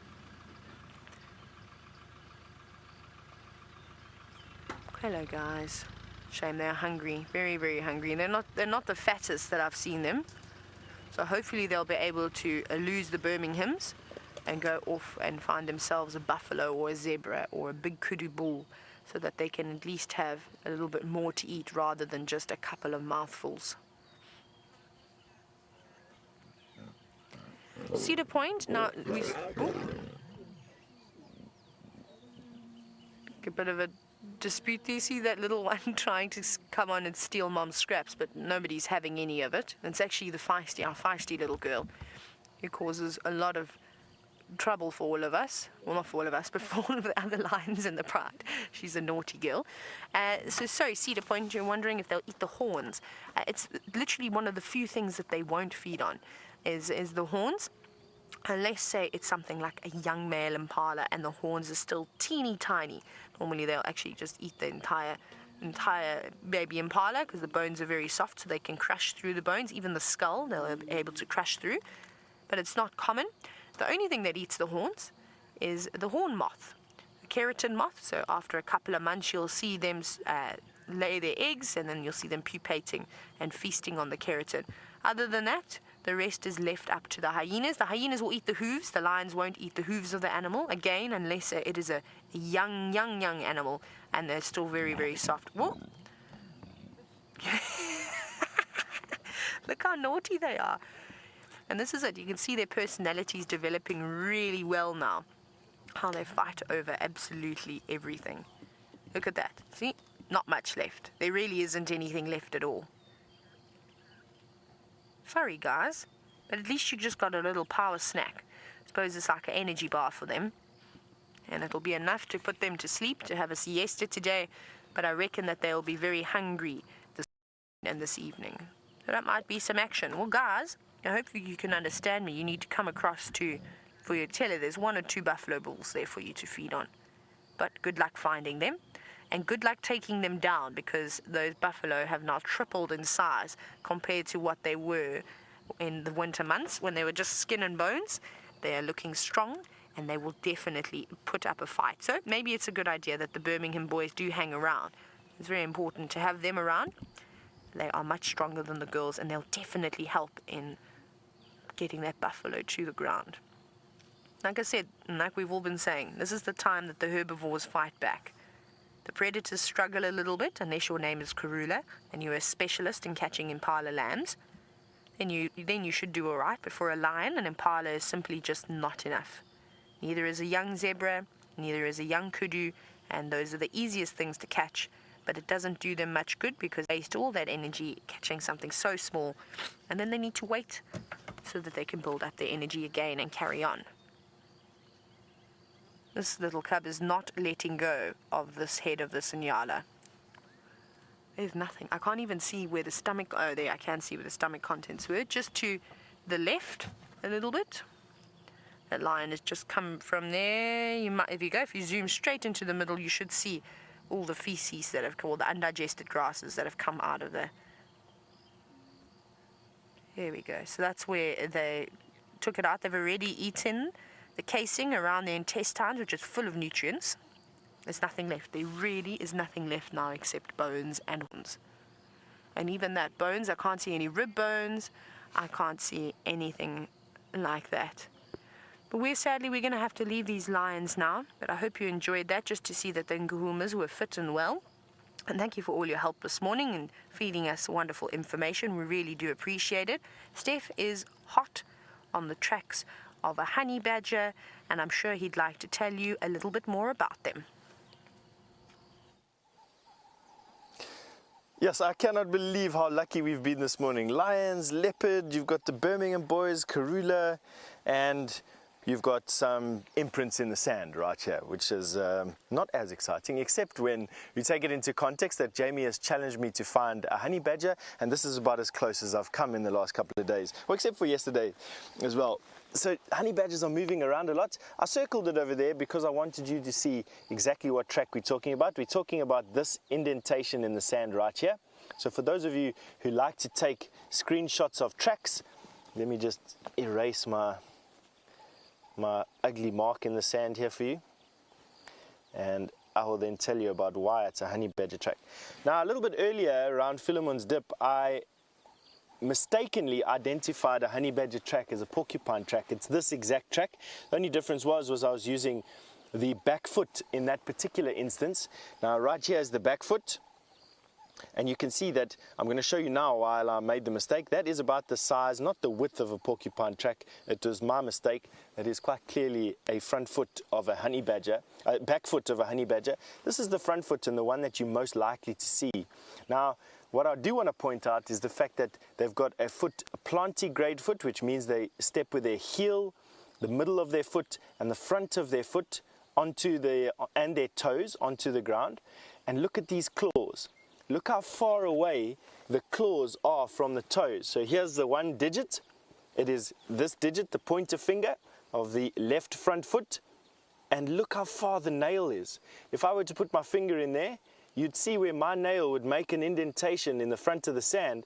Look at the nail of this honey badger. Easily an inch long. So that would be the nail on the front of a honey badger's finger. Curved slightly down, that's what it would look like. Isn't that cool? That's how long it is. So we've got the collection of 3 toes next to one another, 1, 2, 3, with the claws, 1, 2, 3, out in front, way out in front of the track, and then a really big track. This is a big male honey badger that was walking down the road last night. Very, very awesome.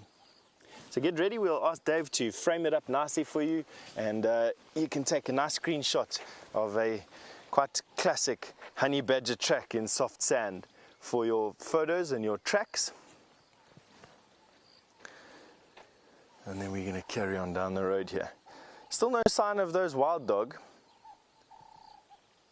although I'm sure Brent is itching to find you. They didn't come this way, so it looks like they've actually came through Philemon's Dip, and then they turned west and ran off in that direction past where Karula was now, where you were sitting now with Brent. So we're going to head in exactly the opposite direction, give Brent and the rest of the vehicle-based guides the benefit of working that area out to the west, unimpeded by us strolling through the bush and possibly disturbing them. And we're going to walk into an area where there are no vehicle movements. My personal preference, to be quite honest with you, I quite enjoy walking in opposite directions to where all the vehicles are looking. It's quite often you find the most unexpected things there. And I don't know, I've been doing that almost my entire guiding career, is listening on the radio to where everybody else is and then literally just turning my car around and going in the opposite direction. And, hence, not many people see lions with me. Mario, you wanted to know if anybody's ever seen a pangolin or a honey badger on a live drive. Yes, to both. We've seen relatively more honey badgers on live drives and even live walks than pangolin. We've only seen one pangolin recently. It was with Brent, and it was on Cheetah Cutline going into the Kruger National Park a couple of months ago. I'm sure some of our viewers would be able to share pictures with you. Brent was very, very excited about that particular sighting, and that's, as far as I know, the only live pangolin sighting that we've had literally in the last couple of years. Honey badger we probably see about, what did you say, Dave? Maybe 5 times a season, maybe 6 times a season. So we're looking at it around about 10 times a year maximum, I would say. Probably averaging it around 5 times a year, 5 to 6 times a year that we'd see honey badger, and evenly spread between vehicles and on foot, really. More difficult on foot. Honey badgers, they are quite skittish and quite shy, although of both cars really it doesn't really make much of a difference, except that you can give them a bit more of a surprise coming around the corner with a honey badger or with a car. Now, Dominique, you wanted to know what animals a honey badger related to. Dominique, a honey badger is related to a mongoose or a badger. They're vivirids. So they belong to a group of animals called the Viviridae, and they have mongoose, honey badger. Oh, we've got some fresh buffalo dung here. You know what happens when I've been walking with my head in the sand here for a summer. So let me just finish that, and then I'll get back to why I needed to look up over here. So honey badgers, mongoose, civets. Yes, honey badgers, mongoose, civets. Those are about the closest relatives to a honey badger. And in North America, probably your bears, wolverine, yes, that type of thing. Raccoon would be where the honey badger sort of fits in, and the vivirids. All right, we're gonna look for this buffalo, and we need to keep our eyes open for this buffalo.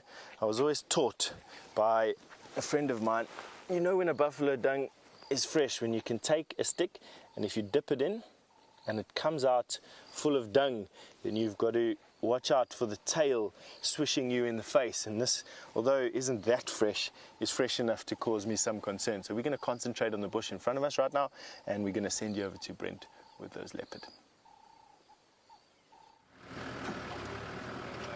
Well, the leopards are right behind us, so we can't move. I'm just going to have to go forward. Okay, hold on.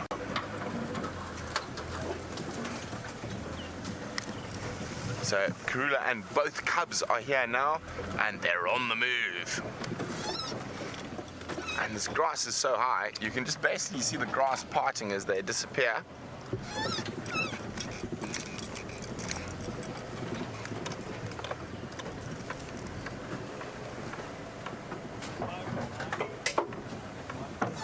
There's Hosanna. As you can see, the grass is so high, they just disappear.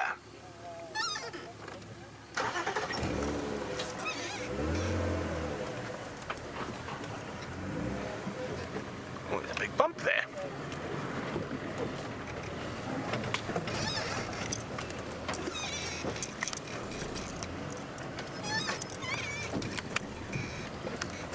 Okay, so we've got all three now on the move, heading south.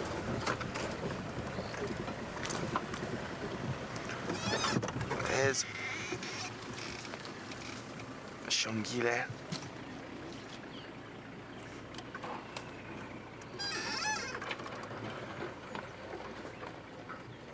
we go, little Shongololo. I'm just going to try find a spot where we can get up ahead of them.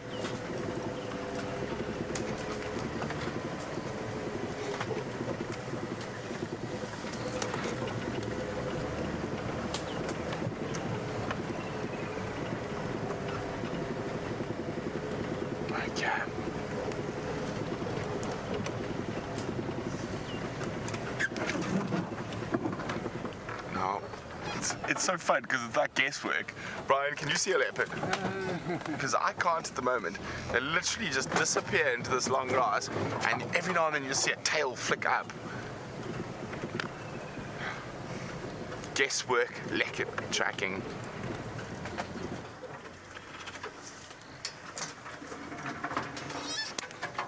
I literally cannot see a thing. But we know which direction they're moving in. Ah, there they are, near that tree. Okay, hold on. Now, also, we're driving quite slowly off the road because we don't know if there's any massive stumps that could bend our steering arm or break a tie rod end or other stuff. So that's the one downfall about summer. It's lovely and green, and you fall into holes that you can't see. That's a big hole. Hold on. Oh, well, anyway, there we go. We're out of the hole. Well, there's a massive hole. There we go, there's Karula.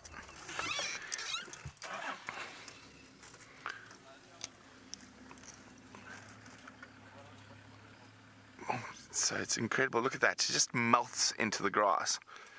I can't see where Hosanna and Shongile are at the moment, but they're around.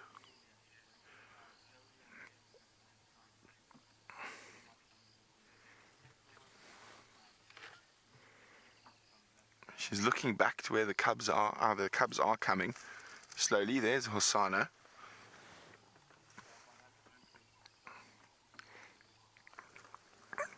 I don't know where Shongile is yet.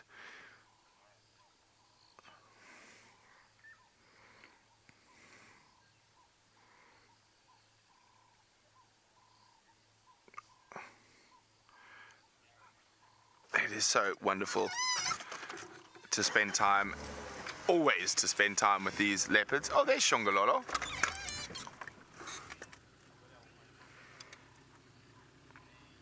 Okay, well, we're going to keep following them through this long grass. Hopefully they get to an area that's a little bit more open shortly. While we do that, let's go see how Madam McCurdy's doing. We found the wildebeest herd. Can you believe it? The wildebeest herd, which has been absent for quite some time. But the little ones are not so little anymore. They're now even starting to change color. They're losing that fawny tan color, which they are born as, and now they're looking more and more like adults. Isn't that cool? Now, I don't know if it's the same herd that we were seeing on quarantine, but it is just nice to see a herd. I think the last time we saw one was maybe at the end of January, beginning of February. Then we saw them for a couple of weeks in February, maybe 2 weeks, and then they disappeared and left us. But they are here living at Arathusa airstrip at the moment, and I don't blame them. There's lots of nice, delicious grass for them to feed on. Watering holes, it's actually perfect down here for them. But isn't that cool? And they're shiny, looking healthy. like the buffalo at the moment and the rest of the herbivores, they're definitely thriving at this time of the year. And I'm glad to see that there are some little ones with this herd.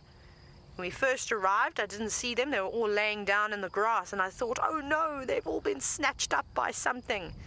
But luckily, I was fooled. The grass was just nice and tall, and they were hiding away. But isn't that cool? I'm sure you must be all jumping for joy to see our dear friends again. But they're not as playful as what we've seen them. I think they've had an exhausting night. Obviously, they've been moving around quite a bit, and it looks like they're getting ready to settle down for the day. And it's nice so far. The sun hasn't quite broken through all of the clouds just yet, so it is still quite pleasant, and also not too uncommon for animals to sit down just sort of mid-morning. You know what it's like. You wake up early, you have breakfast, you go for a run, you do all those things, but by 10 o'clock, you're ready for another nap again. Wonderful. Hello, guys. I'm just seeing what else is around here as we scan. I was hoping to see some interesting water birds, but nothing just yet. Right, let's move on. Let's carry on and see what else we can find. Like I said, I want to check this little pan here. Maybe there's a little sandpiper or a heron walking around here. But good to see those wildebeest.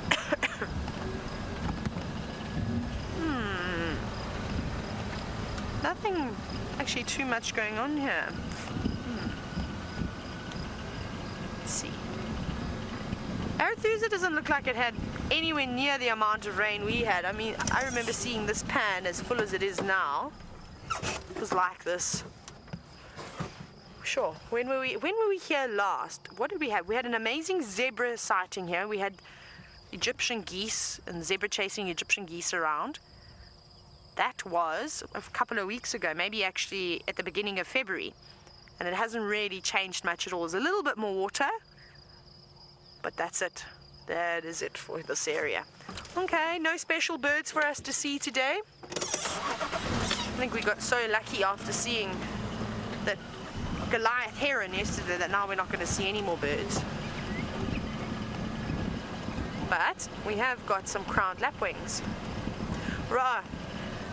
Well, we won't show you the crowned lapwings because Brent seems to have got another gap and the leopards are out.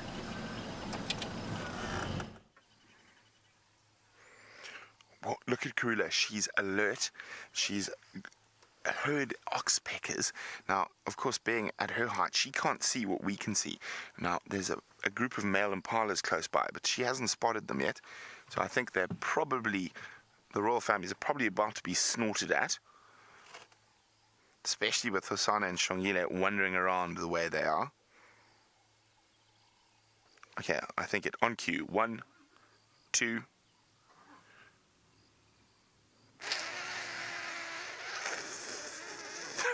No, Impala, you're supposed to have spotted them already. Are you blind? There's Shongile and Karula. Karula hasn't spotted the Impala yet, so you must realize with grass, the height it is an advantage as well as a disadvantage. Ooh, no, has she spotted them? But I think they've spotted her. Look at Shongile. I'll stalk them, Mom. I'll get them. Now, the snorting is definitely going to start.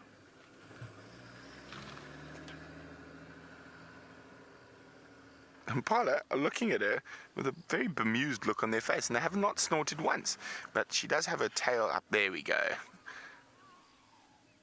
That's about time. Karula's about 30 meters from them, walking down the road behind us.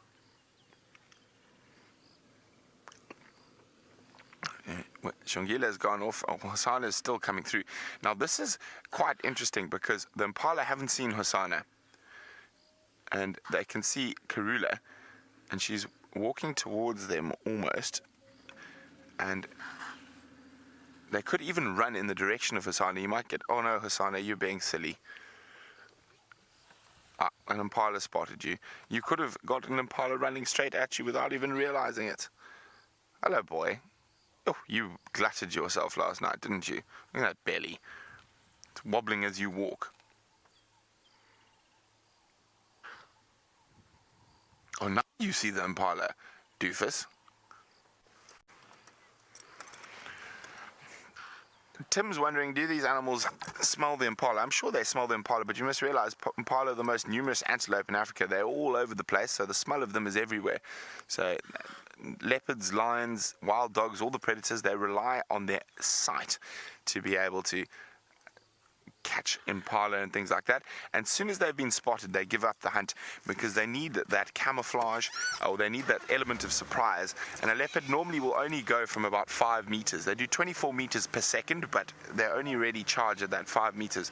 Oh, Solo Shongololo, what are you doing behind us here?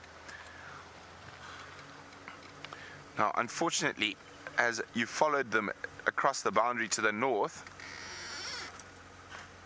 oh, Karula's using the cubs.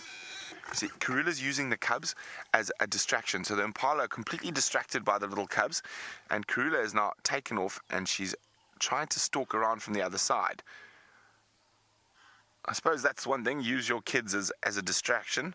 There's Hasana. Oh, but Mom, what are you doing? I don't know what's going on. They're snorting at me.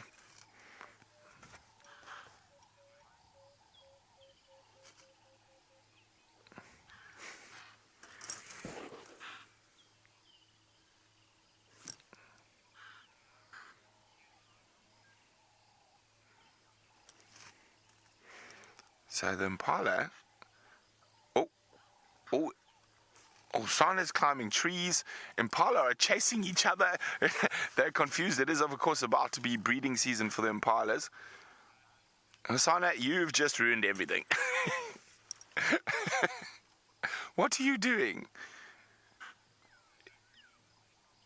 You're a silly cat.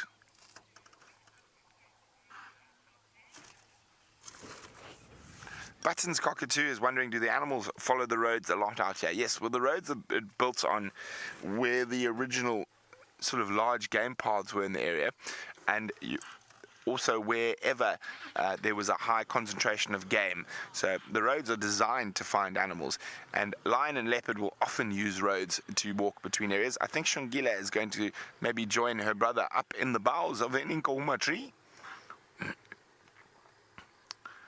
Up you go. She's thinking about it.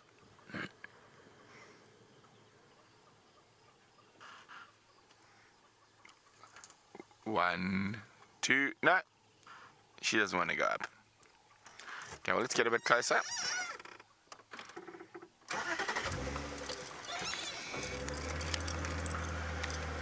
Karula has given up the hunt as well. She's just sitting on the road, giving herself a good groom. And Hasana, where are you?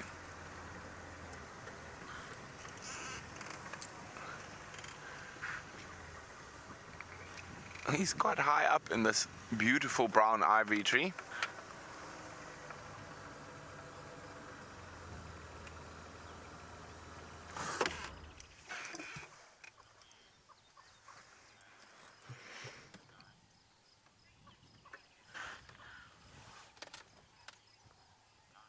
Mario is wondering if I can tell the leopards apart when they walk past the vehicles. Yes, I can.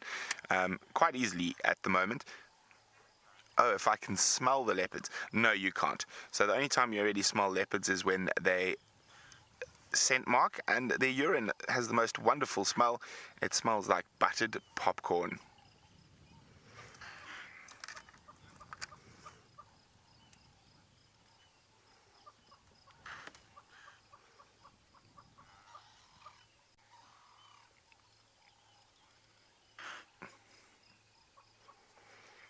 Look at this. He's looking out. He's like, oh dear, I've got to come down. It's looking a bit steeper than it did early. So here he comes.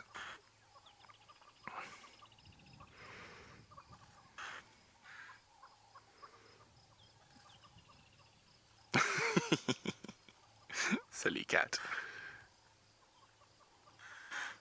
Oh, he's going to come down right next to us. Oh, that could break. And we've seen Hasana fall out of a few trees. He's calling to his mom. Oh. You silly cat.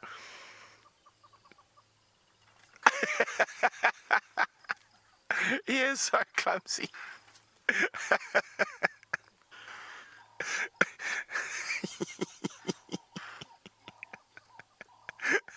Sorry. Oh, you went up there. You've got to come down. That was quite an unceremonious descent.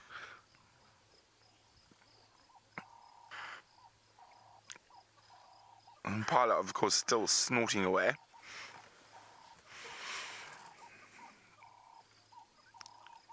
Karula and Shongile have stopped in the road next to us, in front of us, and he's heading on his way to join them, unless he decides to charge the Impala, which I doubt. There's Shongile getting a good bathing. Hosana, back. What are you doing? They can see you. He suddenly just dropped his body posture. He's thinking about stalking.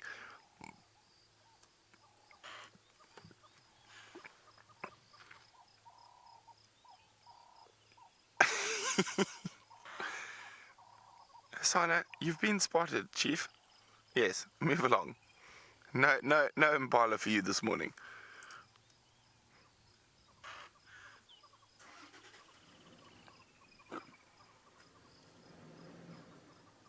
Oh, Shongile gave Karula a little bit of a fright there.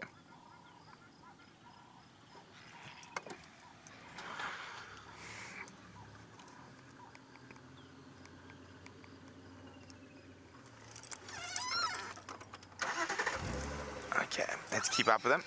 Any station in the east, copy me.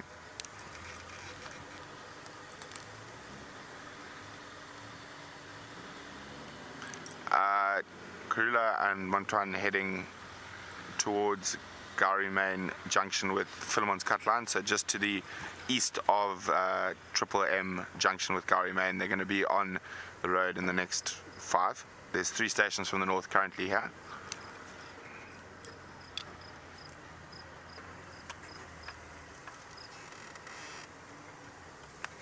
So just updating the radio, letting the guys know if they do cross, where she's going to cross.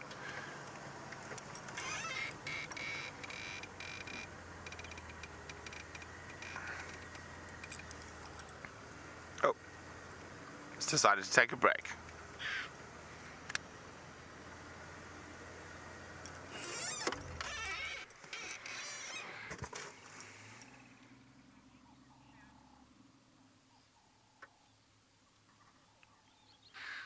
Now, of course, leopards are the only big cats out here that are really adept at climbing. And Shamson is wondering, do they have specially adapted paws? Well, not really the paws, but more the claws. And it's more their body shape that's adapted to climbing than specifically a paw or whatnot. So they have a very similar system to the lions when it comes to retractable claws, and other cats for that matter. But of course their claws are a bit longer for their body size, and that does aid in the climbing. But the biggest advantage they have in climbing is, of course, their weight. The reason they're not too heavy or not too big is due to the fact that they climb trees. So being too heavy to climb a tree would negate all the advantages that comes with it. So lions are social predators. Lions are much bigger. They can climb, but they can't climb well.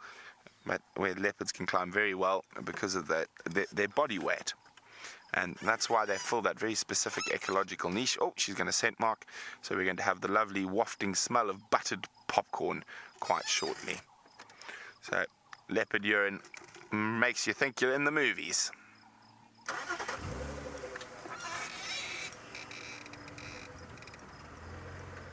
Okay, they are heading towards our southern boundary quite quickly.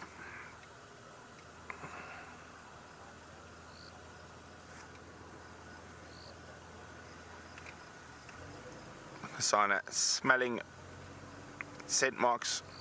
Now, I think Tingana was in this area last night or yesterday, so probably smelling that male leopard scent marks.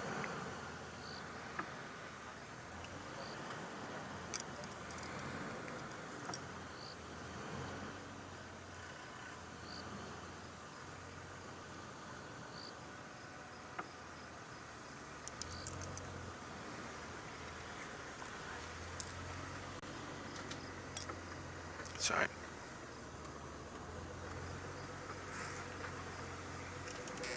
Here we go. Stations, the sighting is on Zoe's junction with Gowrie Main.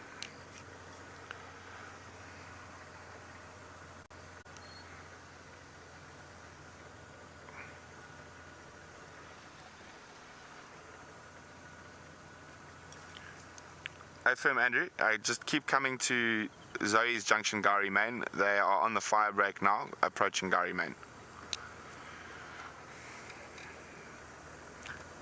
So Tyler is wondering, will they jump on an animal from a tree? They will, but it's not too often that they do that. It's a very high-risk maneuver, and it's not very often that they're actually in the exact spot where an impala happens to wander under. Oh, there's a little phlegm and grimace. So smelling urine, taking that scent over the Jacobson's organ, and basically that's one of the ways these animals communicate, is by urinating and scent marking, and they're able to take that over the Jacobson's organ, garner information, sort of sex, age, ready for mating, not ready for mating. So I think they're smelling Tingana's scent marks from yesterday. That's why they're so interested. So they're not so interested in their mom's scent marking or urine.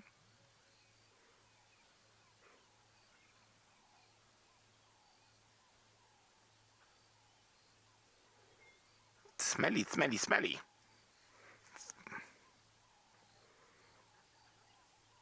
Double phlegm and grimace.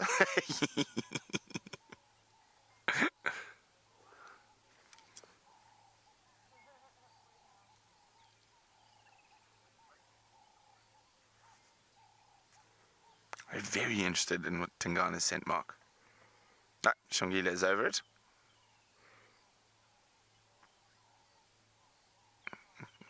Work those hips. Sana is still fascinated by, well, what's possibly his father.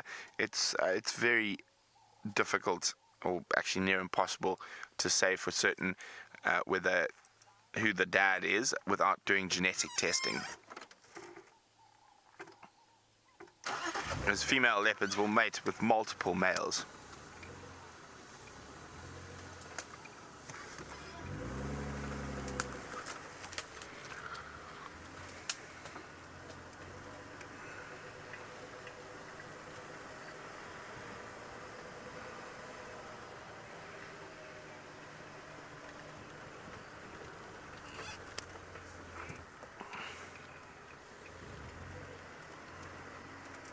There we go. It looks like the royal family having a royal breast. Brenda's wondering whether Karula will miss the cubs when they go their separate ways. No, she's designed to breed as much as possible, spread her genetic line. So as soon as these cubs, or she's already started mating, but as soon as the cubs are gone, she'll start mating again and start getting prepared to rear the next litter. The sentimental sort of ideas are very human, and they don't really exist in wild animals, and it's a human thing to think that it's, oh, she's going to miss them, but I've seen a female leopard eat her own cubs and then still walk around for 3 days trying to call for them. So probably not as sentimental as we would like to think.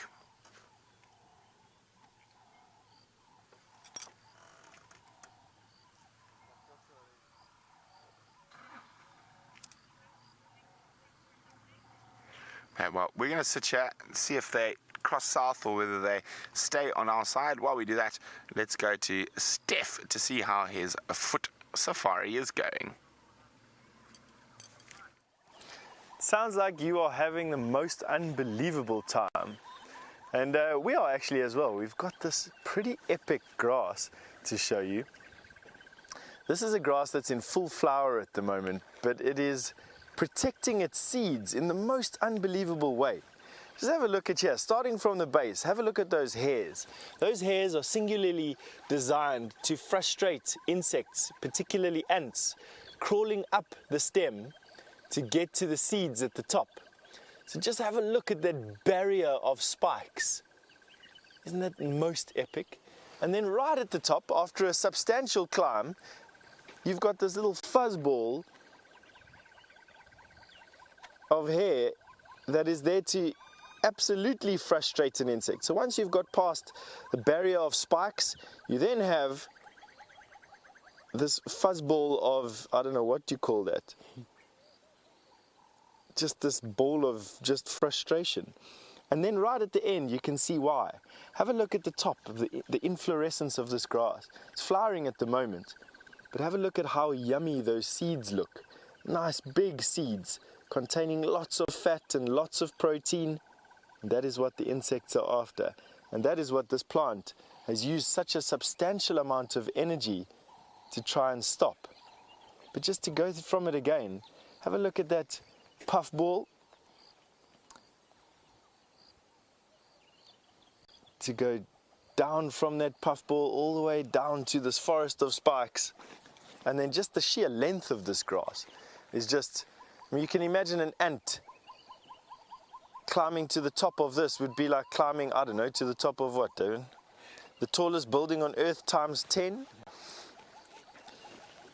I mean, it just is the most unbelievable thing. These spikes are, let's see if they're hard or soft.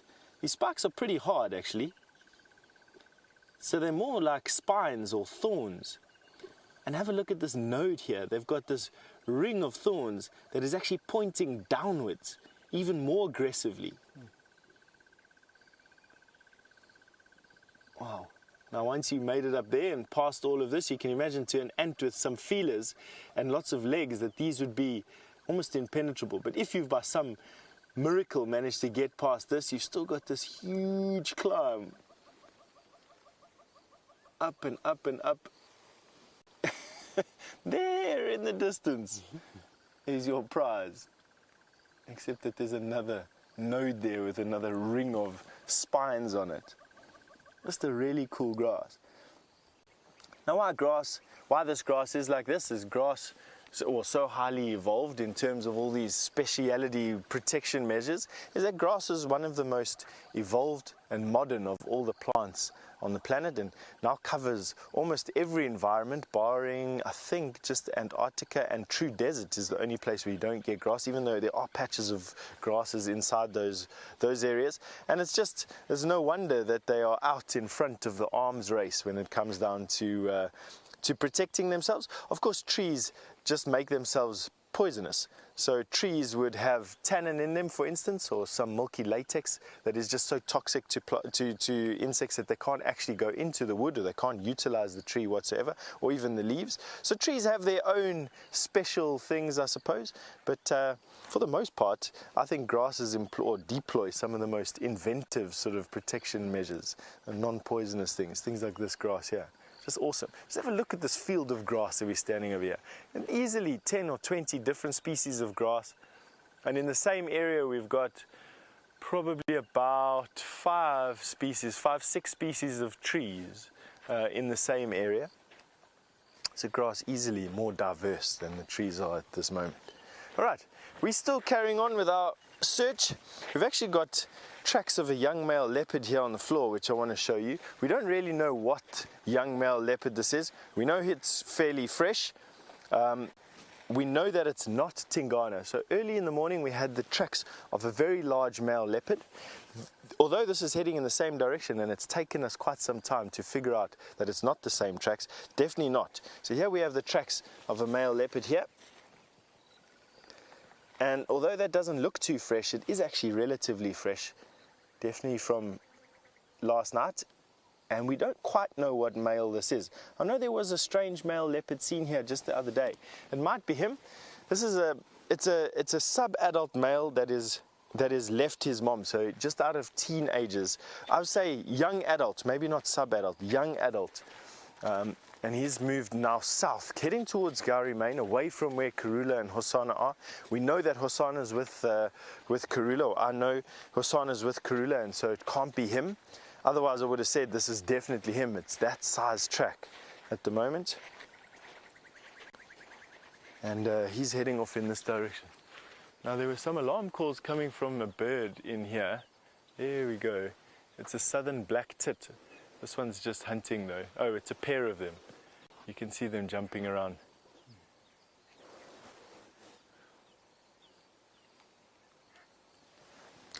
Melissa, I'm going to answer your question in just a little bit about my ankle guards. I'll answer it in a second or two. We're just having a look at this pair of southern black tit busy moving through this thicket of black monkey thorn, and they're doing it to find insects.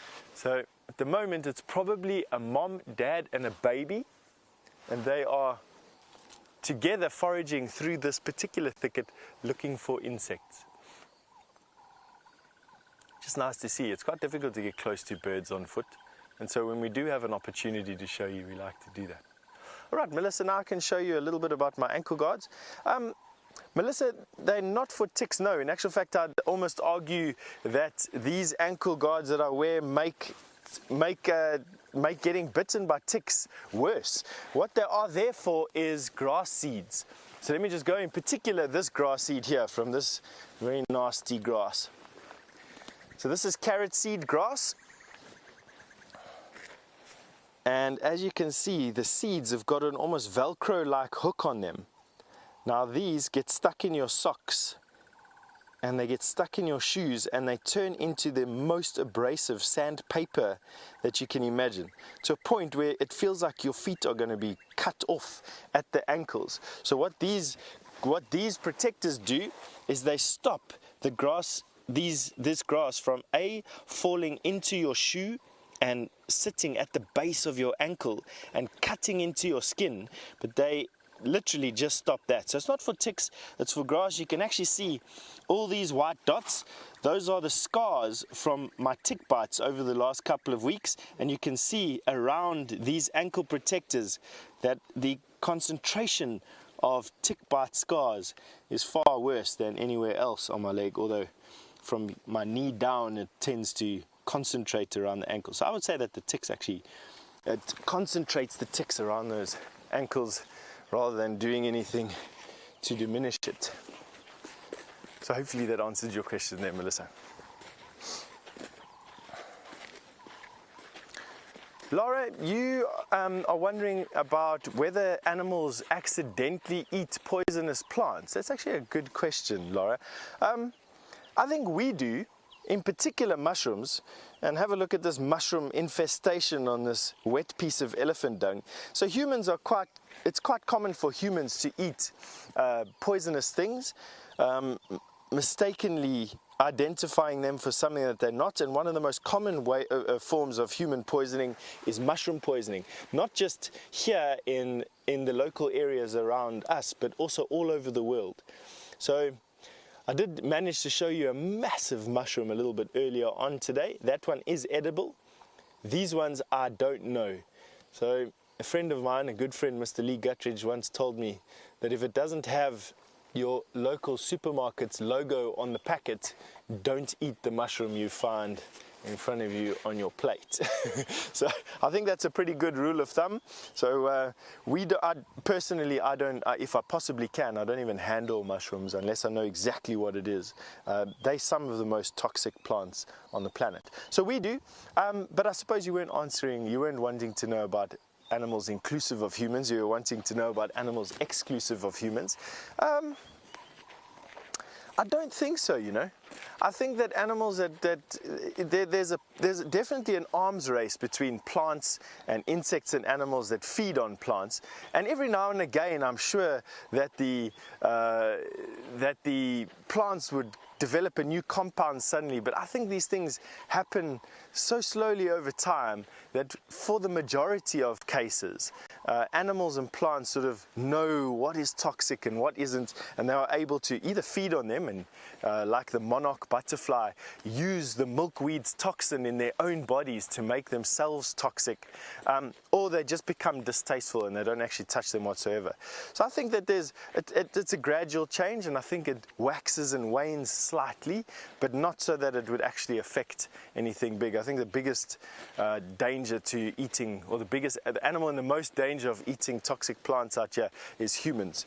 In our ignorance, I suppose we don't know exactly what we're doing sometimes. We don't know exactly the identification of that plant, and we want to eat something or try something, or we're desperate in some cases for food, and you'll eat something that is atypical, and you can run the risk of poisoning yourself that way, and do in actual fact. All right, we're going to carry on looking for this male leopard. I think he's going to cross, but it'll be a good thing just to see exactly what direction he heads in and get to know his track a little bit better so that we can potentially recognize it in time to come. And so we're going to carry on down the road, and we're going to send you over to Taylor for an update. My goodness. goodness, we have been racing around like you cannot even believe. We're back on Juma. We're all the way near the southeastern corner to follow up on on reports of wild dogs. So I know Brent is going to come and join in down here.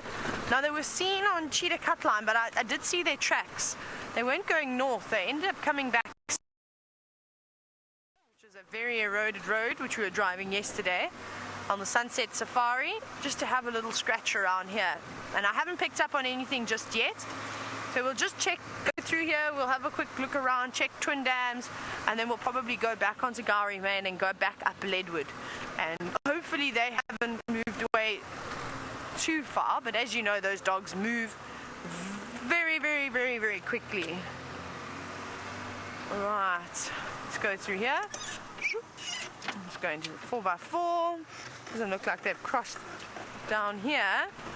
But you know what the dogs are like, they don't always stick on the roads. Go through this hold on, Craig, it's very bumpy here. They go wherever they like, especially if they pick up the scent of something. Again, just like the leopards disappear in the long grass, so do the wild dog. They must look like velociraptors running through the grass because they're not quite Right. Gremlins are attacking. I've seen Brent just ahead of me. Let's go across to him and see if he's having better luck than I am.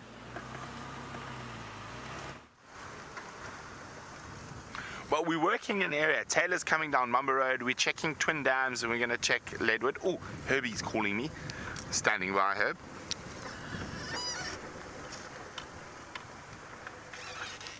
I was just giving an update. There's two Duggar boys in the Mighty on Pangolin track between Chelepan and Weaver's Nest.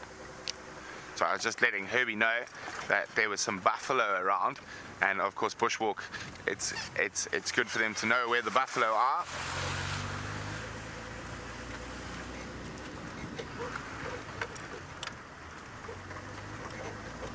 So now I'm talking to Taylor. Taylor, you were following up first. You're welcome to check Edward in front of me. Oh, birdie.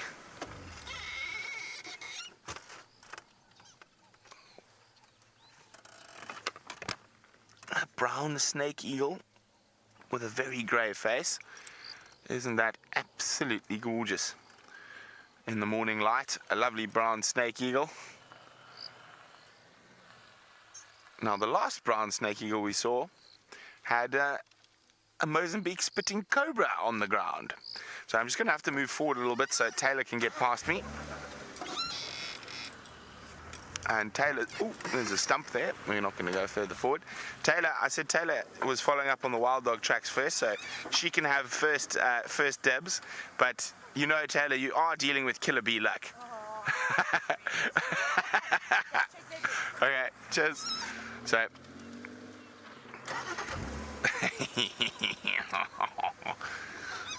Killer bee luck. You can't really fight it, can you, Brian?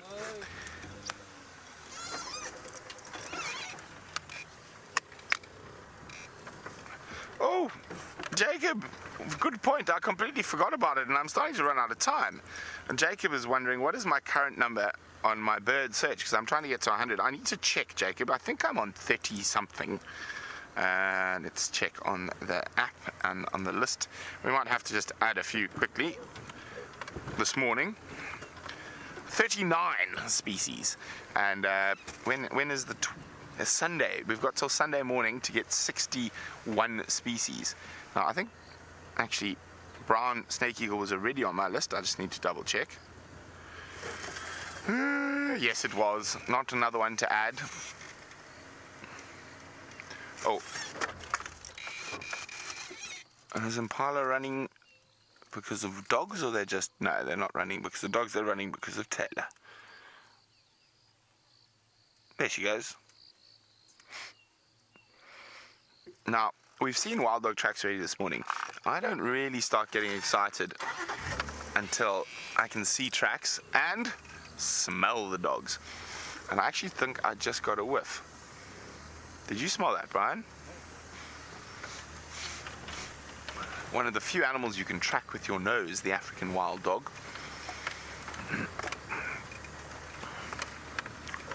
you know what? I think I'm going to rely on killer bee luck. And oh, there's even a hippo in Twin Dams now. So is it a hippo? Looks like a hippo. And we've got some of the wild dog's favorite food around here, the impala. So I'm going to go park on the dam wall, see if we can sniff out a puppy, look at a hippo, and maybe add a bird or two to our bird list so we can get to 40. I think today, what's today? Today's Thursday. I want to get to 50 by the end of the sunset safari, and that gives us a good run through to Sunday. What day is today? Thursday. Oh dear. Time flies when you're having fun. I thought I had a whiff of wild dogs back there. I might have been mistaken.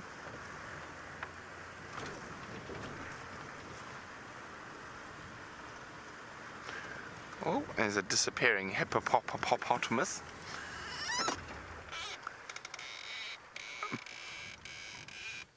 Breet is wondering, how do the eagles detect their prey from so far away? Well, they have excellent eyesight. Ooh, what bird was that? No, don't worry, Brian. It was just a three-banded plover.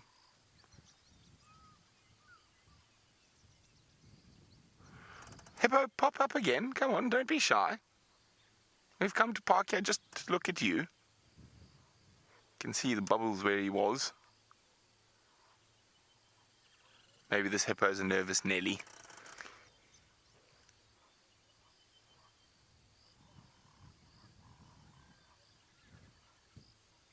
There we go. Hello. Yes, hello, hippo. You can even see the hair on its ears. Oh. They are very comical, of course. If you take them too comically, you might end up with a hole through the middle of your body, because they can be very dangerous. Oh, I hear. Oh, there we go, Brian. On that baby leadwood on the far left-hand side. Oh no, there we go, pin-tailed wider. Top of there. There we go. That's a nice one. That's a wonderful bird to hit number 40 with. In full breeding regalia.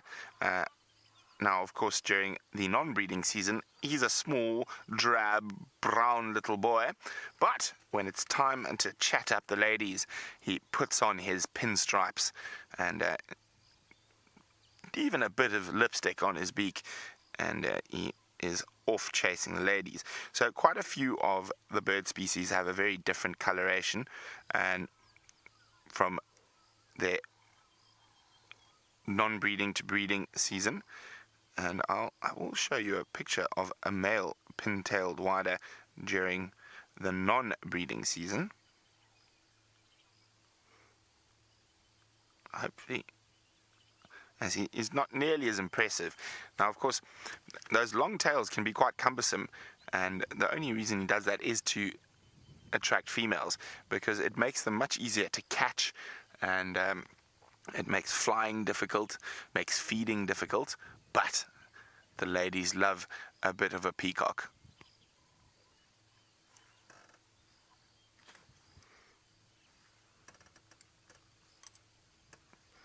Aren't you a pretty boy?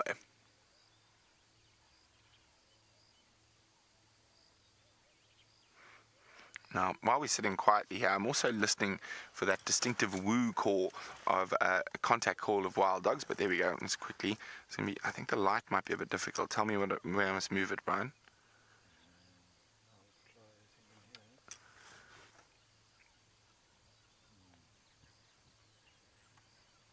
Oh.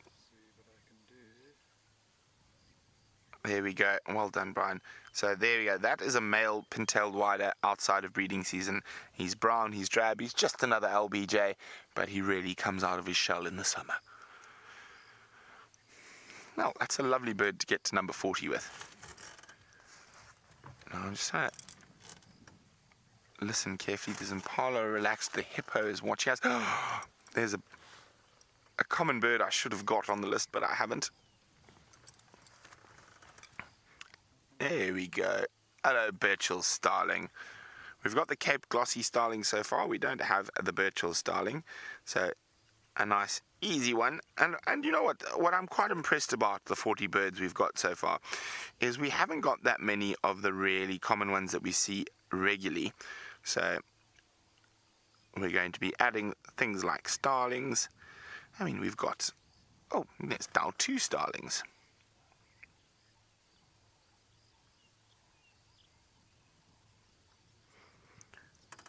And a yellow-billed hornbill. If you heard that, that was a hippo. Hello. Yes, I'm still here.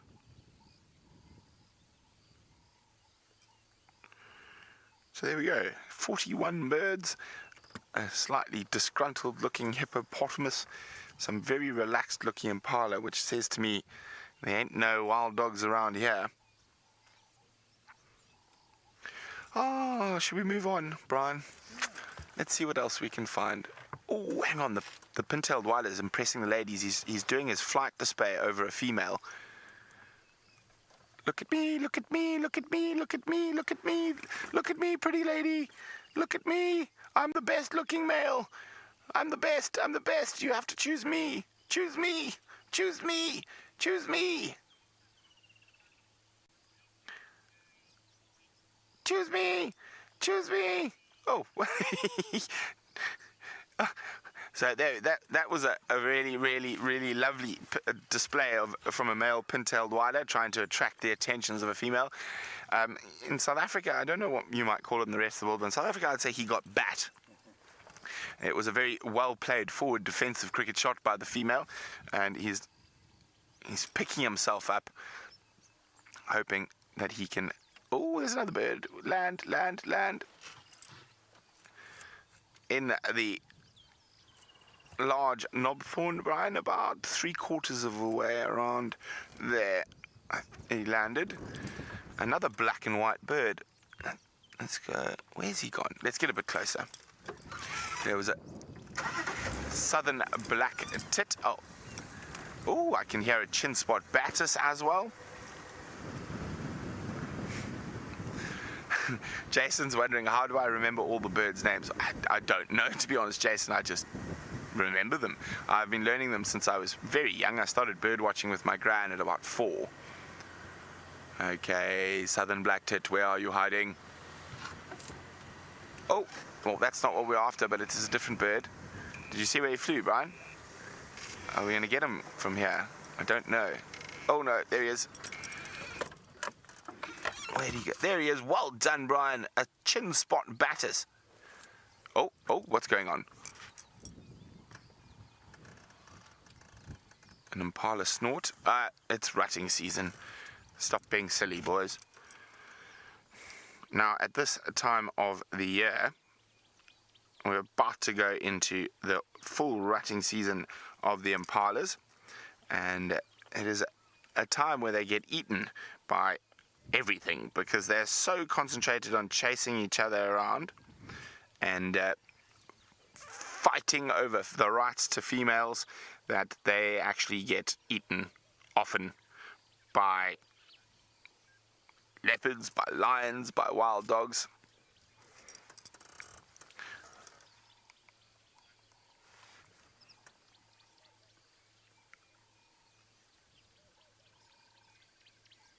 Yeah, should I do a quick check on Krula? She was. We left her heading straight east down the boundary, so I'm going to see if she's crossed over or not. While I do that, let's go see how Taylor's wild dog hunt is faring. Well, we just picked up tracks just a moment ago. They seem to be coming west along Leadwood, so we've turned around to go back down Leadwood, but I haven't seen anything else, so they must have veered off one of these directions into this very, very thick block. So I wonder if Brent didn't smell wild dog, because if they'd gone a little bit further northwest, they would have cut through the drainage line and popped out pretty much where Brent was sitting. So maybe we need to go back down Twin Dams Road and then start checking a little bit further north. Like I said, it's impossible to try and predict exactly where a wild dog is going to go. They have no laws and no things that they follow. They run until they pick up the scent on an animal, and then they start the chase, especially if they've either heard it or they've seen it, and then off they go. But I just want to triple check, because what could have happened as well is those trucks looked really fresh. As I was coming up here, they may have already just dashed across the road and then carried on back towards Gowrie Main.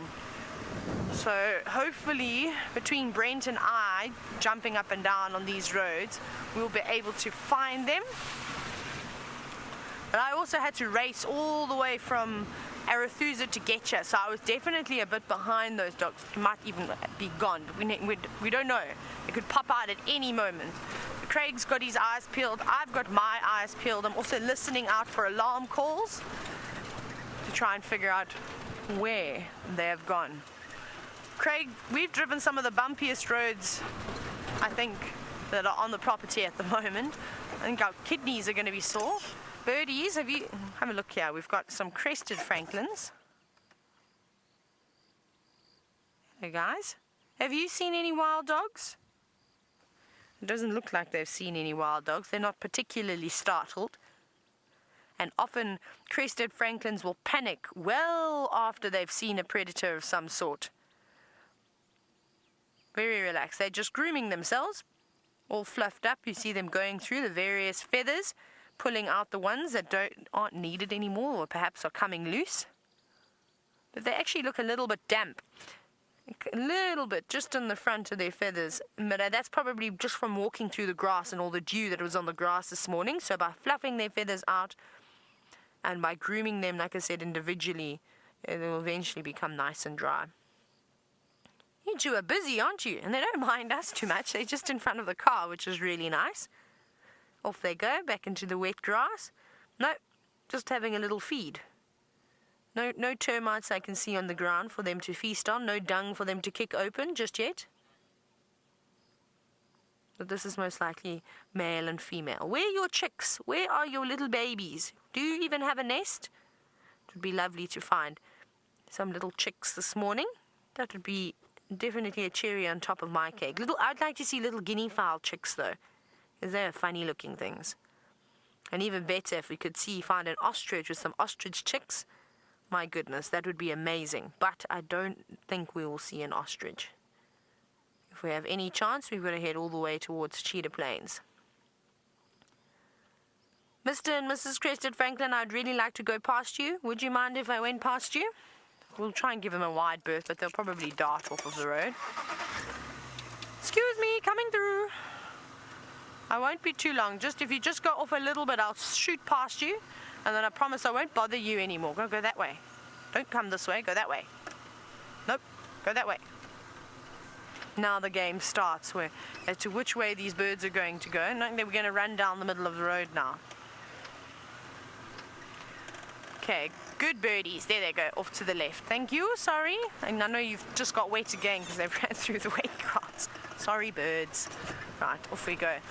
I'm actually starting to get a bit nervous now because I didn't realize how close we were to Gowrie Main when we first picked up on those tracks. They could really be anywhere, these dogs. Let's just check very carefully. We'll go back towards Twin Dams.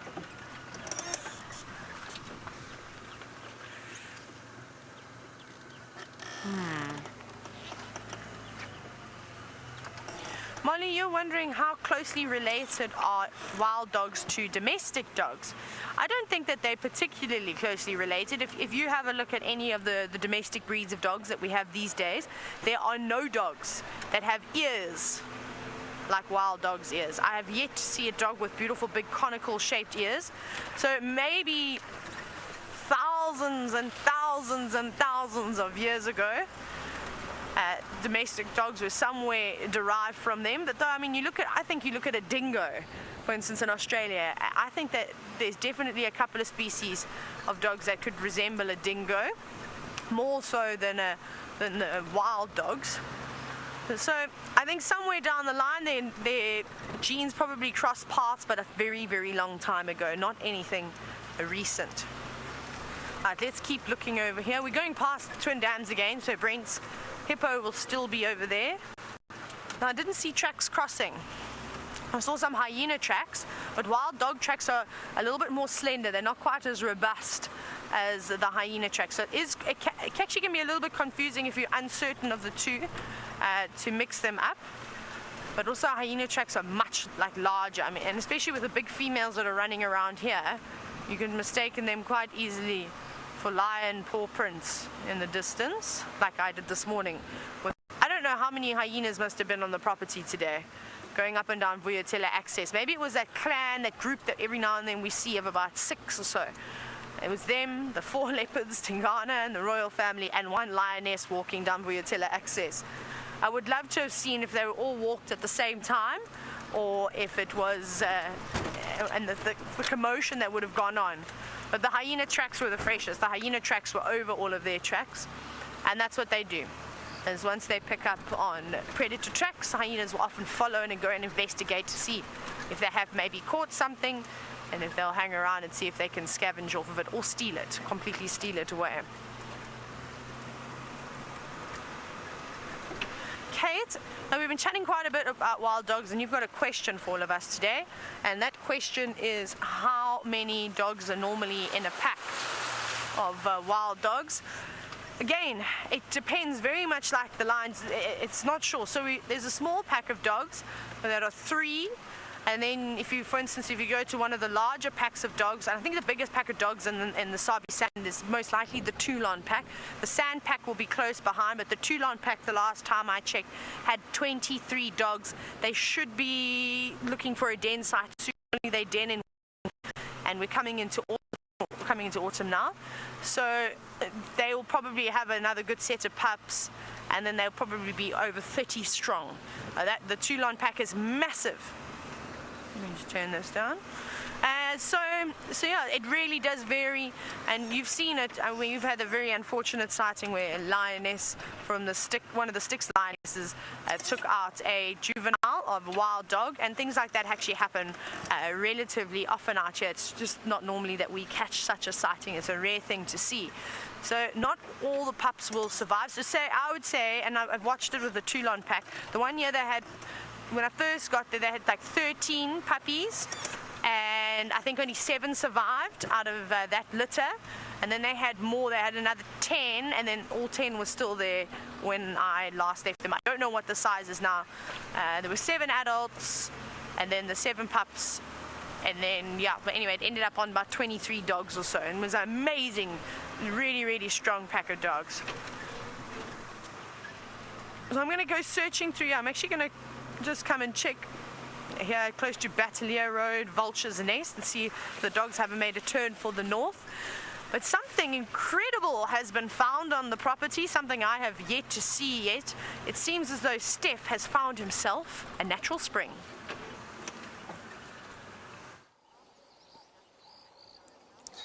I have actually found a natural spring, and it's one of 2 that exist on Djuma. Now I know this because our friend Rexon has been living in this area for his entire life, and he says that he knows of 2 natural springs at Djuma. One is the one that we're standing at right now. The other one is at Vuyatela camp, and it's why there was a settlement on top of quarantine clearings, was because there was a spring there that allowed people to get water in the dry season. The camp is built on top of that spring, and it's where we all get our water from to live. The other one isn't as productive, obviously, but it was just as close, probably about 2 miles away. Now the spring itself is collected, the water is collected in this area here, and then comes out of the ground in this pond, basically. And you can see that the amount of inflow there is absolutely not the same as the amount of outflow that is here. Come and have a look over here. This is the outflow of this particular spring, and it flows into Treehouse Dam. Just have a look at this. This is water that's just coming straight out of the ground. Now, while I'm not saying that this is safe to do in any way, because what you got to try and do with water is you always got to try and scoop the top layer of water out. So when you are in an area that has springs coming out, don't quite know what's always in these places. You always got to just try and scoop the top layer. So this is the top layer from that pond that you were just having a look at, and you can, I'm just scooping the top layer here. It's the most oxygenated of the water. There you can see inside my canteen. Obviously giving it a sniff before, but you know, there's nothing wrong with taking a sip. Now I can tell you that there's no hyena carcass that's lying inside that pond, because I can't taste the rank taste of meat that's inside there, but it's still a good idea to boil this, even though it comes straight out of the ground. Just have a look at how much water that is. I mean, my canteen is 1 liter, 1,000, 2,000, 3,000, 4,000. So we're looking at 1,000, 2,000, 3,000, 4,000.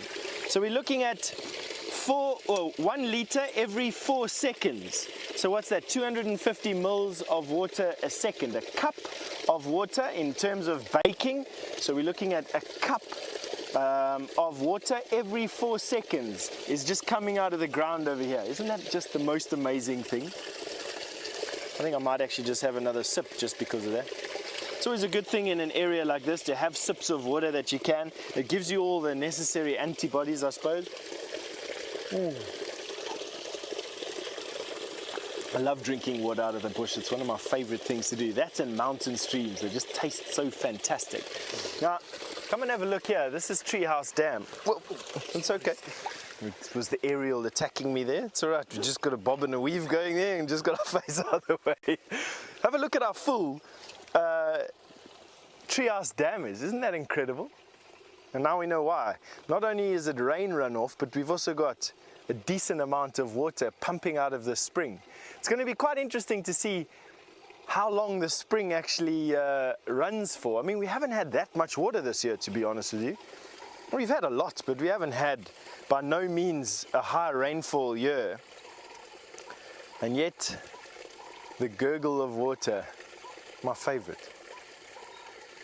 This actually made my day. Hey Dave, it's quite nice to see you. Let's hope it doesn't make my night as well with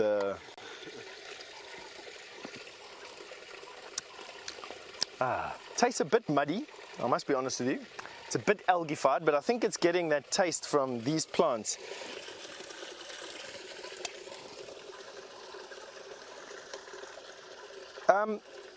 Just go with the name again, please, Megan, sorry.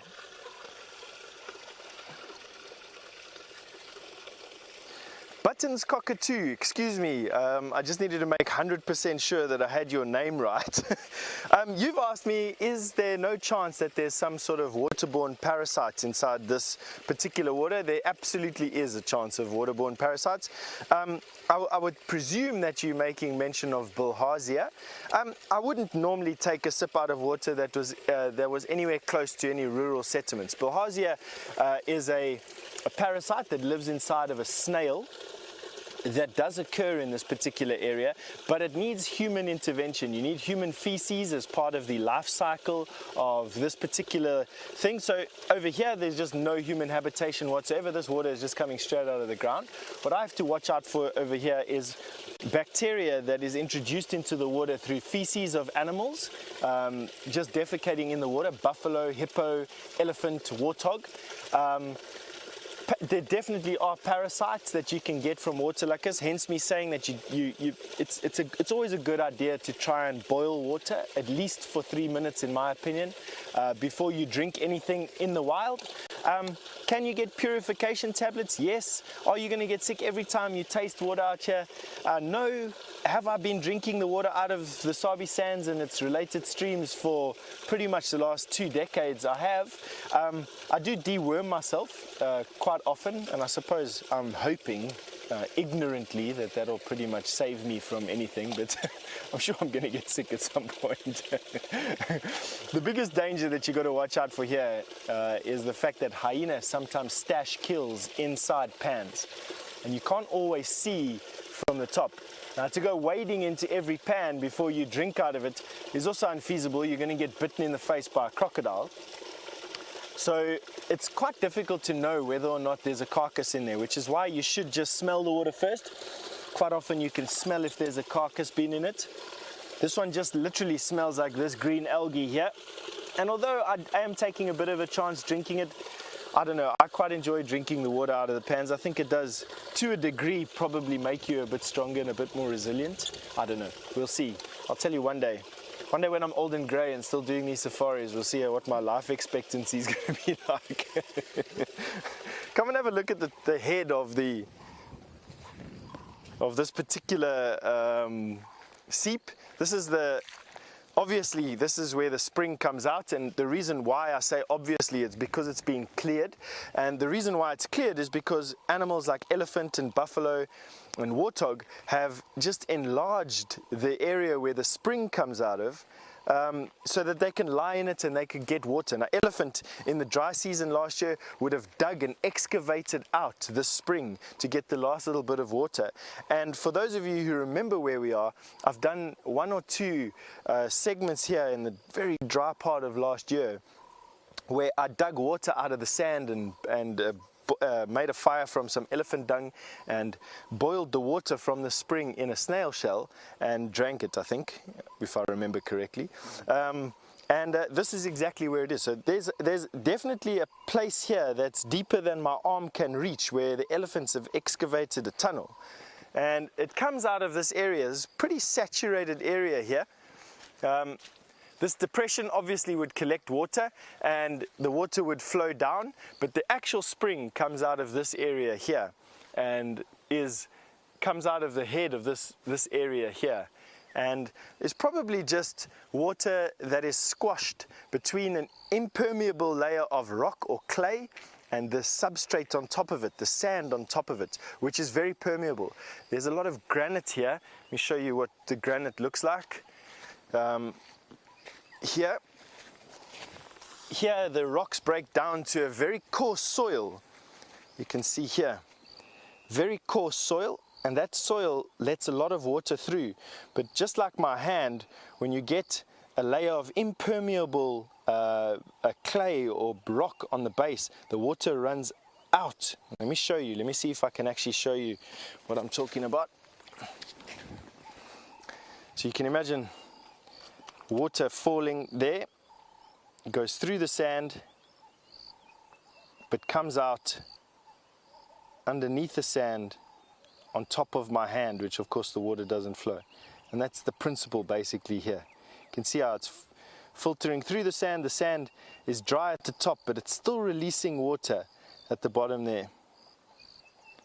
And that is basically, oh, a bit too much. That was my flood.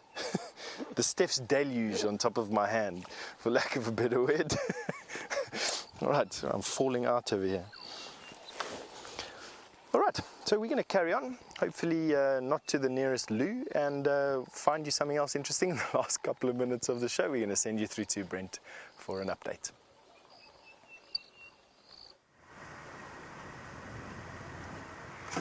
Oh dear, it's a Thursday morning traffic jam. Good morning, giant land snail.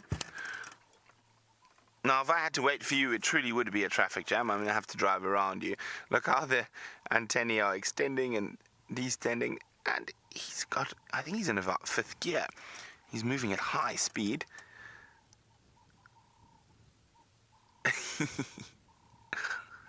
Nice big giant land snail. Crossing the road. I think if we waited for him to cross the road, it would be the end of the safari already. So we're going to keep going. Just to give you guys some quick updates. Hosana and Shongile have come back into Djuma, and they're sleeping around Shibam Road. And Karula has crossed the boundary to the south. So the flat cats, and I suddenly got a bit of a scare about my bird list. So we're trying to add a few more bird species before the end of the safari. Remember, hashtag safariLIVE on Twitter, flycatcher, sorry, not Twitter, it was a flycatcher. Where did it land? In this Where did he go? Did you see where he went, Brian? Landed on this edge here somewhere. Should we bring up the cheating noise? See if we can make him pop out. Psst, psst, psst, psst, psst, psst, psst, psst. Psh, psh, psh, psh, psh, psh. He's not falling for my tricks, is he? Oh dear. Our quarantine's always quite a good place to bird. I'm hoping we possibly find some little wax spills or petilias, some small little seed eaters. They're quite difficult to see at this time of the year because of the height of the grass. And I just realized we haven't seen any franklins. I haven't even done any franklins on my list. So I'm calmly confident that I'm going to get to 100 species before Sunday. Well, the bird in particular I'm looking for in quarantine today is the purple roller. At this time of the day, and quite often there's a purple roller perched on one of the dead trees around here. Sometimes battling with the lilac-breasted roller. We haven't even done any vultures either. So my eyes are on the sky as well. It's a bit early for some of the vulture species to get out. Brian also made a very valid point. We haven't even done a grey go-away bird yet. Oh dear. And just tell me to go on. Where are all the birds today? Oh. Land flycatcher. Oh goodness.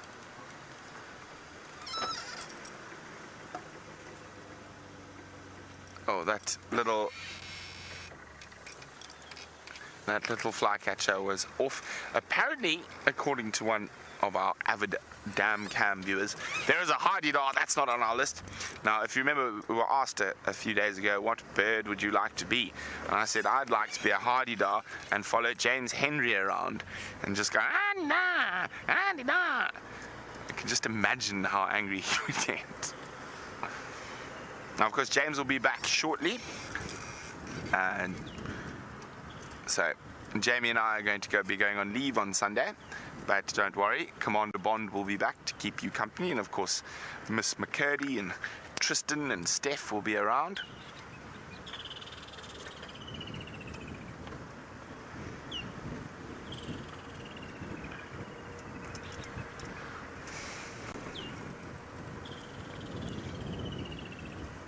Now also, grey hornbill we don't have at the moment. Sorry, I just need to be on the radio. Oh, goodness. People like talking a lot. It is not a cellular telephone, it is a radio for short, concise messages.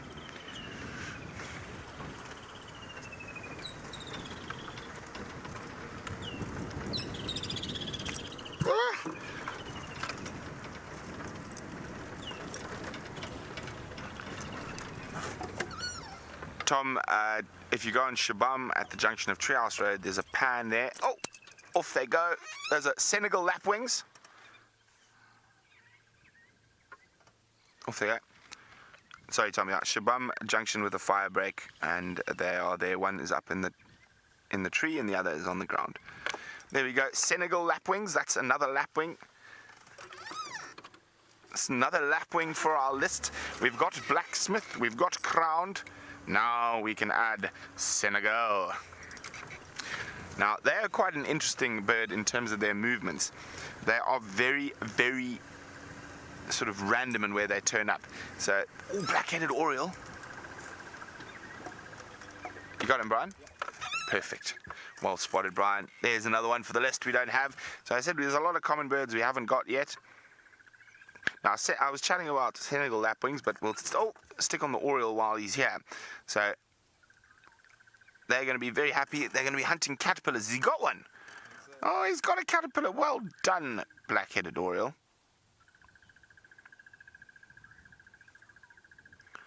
Now, they and the cuckoos really love... Oh, off he goes. Still got him? No. He's disappeared. Really love caterpillars.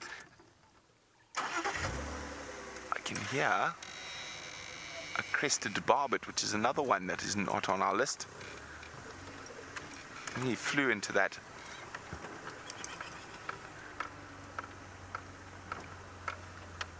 Into that dead marula there. What do we got there? There's quite a few birds in there. I can hear him. I think he's down.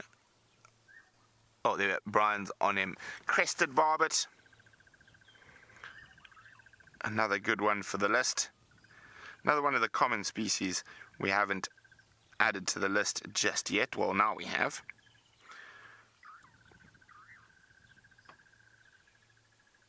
Oh, well, we might even make it to 50 this morning, Brian. Oh, well, killer bees and all that. Oh, yeah, well, what else? What other birds? There's quite a few different birds in that tree, but there's the starlings. We've seen those ones. Let's keep going. Let's try find that hardy-dar. Oh, comb duck, comb duck. We don't have him on the list. Got him. There we go. Got his bum disappearing. A comb duck or knob-bill duck, a male with that very distinct. Oh, where are you going? Where are you going? There you are. Lovely camera work, Brian. Ha ha ha. Keep trying to get to the hardy-dar and we keep getting stopped by different birds.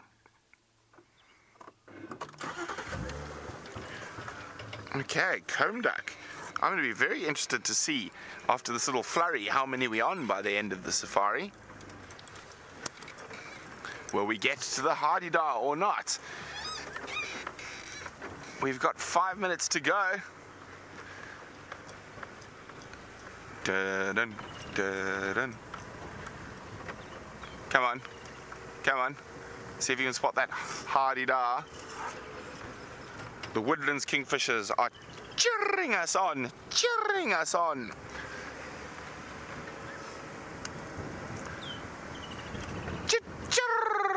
The woodlands kingfishers are our own personal cheerleading team this morning, I think, Brian.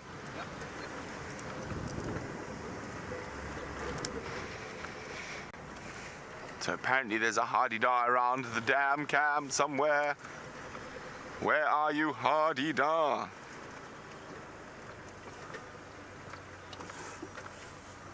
It's vanished. Has it? I can see some blacksmith lapwings, a three-banded plover. No sign of a hardy-dar. Or maybe it's, oh, the dam cam's moved to the other tree. Maybe the hardy-dar. I think the hardy-dar's moved on. Look. It's a very loud bird, probably one of the loudest birds we get at Djuma. Now, of course, bird is also slang for a lady. There's a loud bird, a very loud bird, and a very quiet cameraman. So I think that's probably the most opposite. We've got the loudest bird and the quietest cameraman on that vehicle today. There she's waving now. I'm surprised she's not shouting at us. The loud bird. Let's go away before she starts talking. Now, where's that hardy-dar gone? Let's see, can we get one last bird species to add to the list before? There's the hardy-dar!